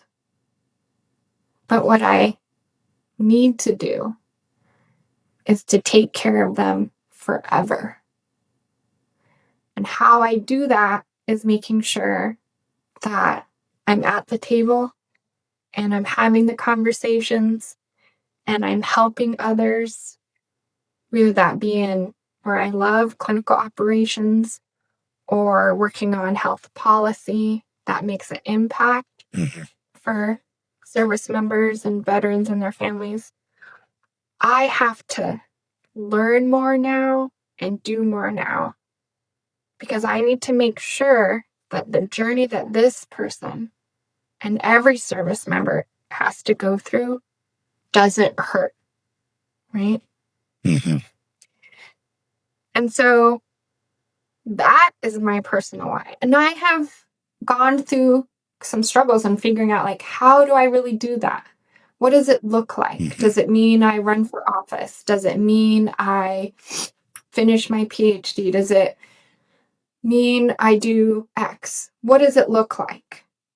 And when you look at your why, you say the core of it is if I'm taking care of others, if I'm serving my community, and I make sure that what I do either in health policy or clinical operations or as a nurse practitioner is serving others, particularly my fellow veteran, then everything else will fall into place. And I want my family to see that. I want my kids to know that that life is good and that you can serve others and have a wonderful life, right? And that I'm always going to serve them. But together we're going to serve our community. And then that snowballs. So someone serves their community, someone takes care of one person, and that person takes care of another person and takes care of another person. But at the end of the day, no matter what, I have my why. And so I might get off course, but like my patient said, I'll come back to my why. So ask everyone, what is your why? Really dial down and sit with it and own it. Put it somewhere so you always see it. And then never forget that it's okay that those moments shaped you. Because ultimately, you're going to do good things. By the way, I just want to tell you, I absolutely loved how you talked about pre-work with kids and families. Mm-hmm. I wish people would harp on that and pick it up as a tool. I've never heard it before you. I am going to figure out how to incorporate this into my toolkit as a nurse practitioner. I feel that if we used what you have just said and frame it so patients can say, I'm going to do the pre-work so that later this doesn't impact, or other things, they may impact me, but not to that extent. Right. I just think that that is awesome. And when you said that, I thought, man, I need to take that. That's a tool that I'm going to use. Yeah, thank you. Because like when I heard you make the correlation between treating a wound, whether it's like saline solution and gauze and whatever, scraping and whatever, that's the visual I got from literally the time and place we were together. And my first experience with that, I was like, oh, what a beautiful analogy for that. It makes sense. It resonates. And it comes from me, but I also talked with Laura because she's, as a therapist, when I started talking to her about these things, because like my master's was developmental psychology. And then I'm getting my PhD in organizational psych, but developmental psychology, you're learning a lot about like all life stages, right? So definitely from early developmental stages. And then of course, being a dad, I always just try to think of, we're all just sort of a bunch of grown kids. So yeah, we can talk about when the brain fully develops, but there's also a lot of things from our formative years that will always transition into every stage of life. And not only is in my faith and as a Christian, I feel like that's scriptural. There's a verse that says, if you train up a child in the way they should go, when they're old, they won't depart from it. A lot of people and parents might take that Bible verse as like, well, you correct them or you teach them the right ways. I'm like, no, it's like training up a child is everything. It's the way that you speak to them. It's the way that you treat them. It's the way that you behave with them. So like everything you do is developmentally a thumbprint on their life that won't go away. And that holds a beautiful responsibility. And it's an awesome opportunity, is the way I view it, of Laura doing a lot of rehabilitation as a physical therapist and all of her education in that. I was like, man, I feel like part of what I want to do through my coaching and even through these talks, and especially this one with you, is give people ideas and conversations that serve as prehabilitation left of the injury that helps them maybe either never experience the injury because they handle themselves correctly and well, or at least know how to manage it if and when they're faced with it to where it's not as heavy as it possibly could be. And so like prehab is so much better than rehab, like taking care of your body, flexibility, training smartly. That's such a mental health thing to me that's just the way I frame it. It's like, do the prehab work. And that starts, if you have children, it starts then. Like before you even think they're paying attention, they are. Before science may say they know what's happening, they know. I'm confident of that. They know. Even if they don't have memories until they're almost 4 years old, they know. From inside of the womb, I actually believe they can sense and know. So it's never too early to get started with them as kids. That's just my opinion. Some of it's science-based, some of it's just faith/Josh-based, but I think it's important. Like, yeah, for my girls, I don't want them to run up against stuff that I could have prepared them for by just helping them navigate their behaviors and feelings and hearts well. It's my job. As we get ready to close this out, and I'll turn the last word over to you if you want to say anything at the end, but just a couple quick thoughts from a reflection on such a beautiful time together. And thank you so much for your time. This has been, without shame, the longest episode I've done. And I feel like I said it already, I feel like this could go on and on because there's a deep mutual love and respect as friends and colleagues, and just, again, such a formative time in our life and such a beautiful story that continues to be written for both of our lives with our families that we've been blessed with. I love how you always talk about dating, Greg, and Lauren. I try to do that too. Like, that's my girlfriend. I date her, even though she's my wife now, but like, I still love her a lot, and I still want to date her and spoil her and make it fun and mysterious and an enjoyable journey together. And the children, oh my goodness, what a gift. Like, there is no greater billet or title or accomplishment in my life than to be called dad. There isn't. It means so much to me. It means everything to me. And it's such a gift for Laura and me to be called their parents. Like, other things, people can take those titles from me and can be more accomplished, but like, literally no one can physically say they are the biological father of Aria, Alessia, and Karina. That's me. It's on me to wear it with pride and dignity and respect and grace and all of the things, and probably a whole lot of empathy. It's probably a really good one to be draping over my shoulders as well. So I'm so grateful for this time, but there are two small groups of people really quick that I want to say something to in light of this conversation with Michelle. The first one's going to be to my mentor coach, and she's such a beautiful person. Her name is Bobby Sue. And Bobby Sue, the first time we experienced each other through my coaching journey for all my certifications, and she's a master certified coach and has done it for years, and just an amazing friend. And I've hosted her on this podcast as well before. But she talked to me one day, and Bobby Sue is such a gracious, humble person, but it went from we had this partnership, and she was mentoring me for getting my certifications and validating all my credentials and whatever. And then one day she said, hey, coaches need coaches as well. And I just really respect you as a person. I'd like for you to coach me. So I've done that with her in the past, and actually like coached her as well. And it was such a sign of honor, and it was such a deep, humbling, respectful thing for me to embark on. But she mentioned in one of our first sessions, and she's given me permission to say this because it is confidential, but she said, hey, there's something about you where I just feel like when I speak to you, nothing I say could shock you or scare you away. She said, there's something about talking with you where I just feel like you're always going to be there regardless of what I bring to you. She was like, and that is such a welcoming, endearing thing to experience. And I just sense that with you. And so, Bobby Sue, to you, I will say, like, that was such a kind thing that you've said to me. But it came to light as I was listening to Michelle that I hope you know that a person that I learned that from is the one that I'm speaking to and hosting today. And I mean that sincerely. There's been a lot of great influences, my father, my mother, my family. But on an interpersonal, like outside of your immediate family, I can't think of another person that's had a greater and a deeper impact on who I am as a person and as a leader than Michelle. And like I've said, I've walked with some giants.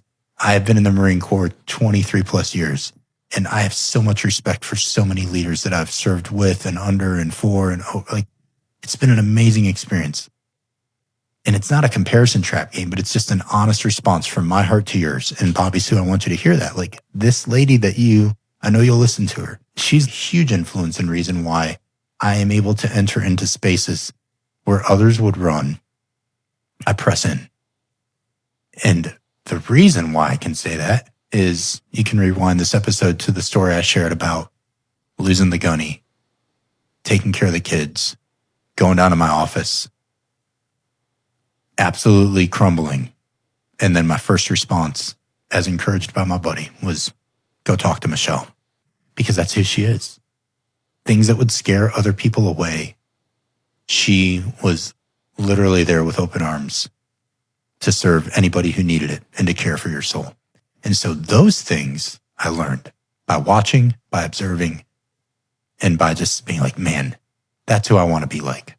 So it's such an honor, Bobby Sue, to like make this connecting file for you and give you some of the backdrop behind. The reason I am the man I am today is because there's an incredibly strong woman on the other side of the screen talking to me. So that's first. And then second is for Aria and Alessia and Laura. This is always for my my girls and for my family. But girls, I'm so proud of you for actually asking such a thoughtful question of Michelle. And what a gift that you can engage with her, hear her response. I'm going to get her to come visit us in Stavanger, so don't worry. You'll get to meet her and sit down and talk with her because she loves that. She already told you that's her love language. So just sit there and do nothing or watch movies. That's fine.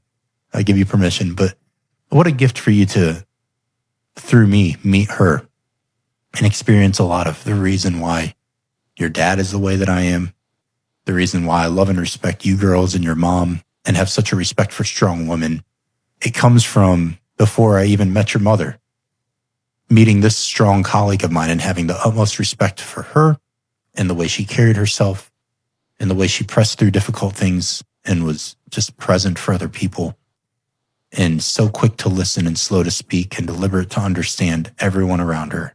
That is such a sign of a strong leader, of a strong person, of an honorable, virtuous woman, and really just a person filled with love and empathy that's there to serve other people. So I'm so honored I could leave this for you.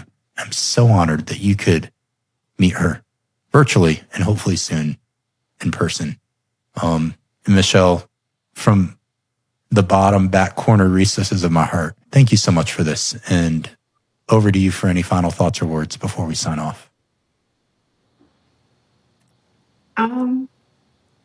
Sometimes you just don't know what to say. You don't know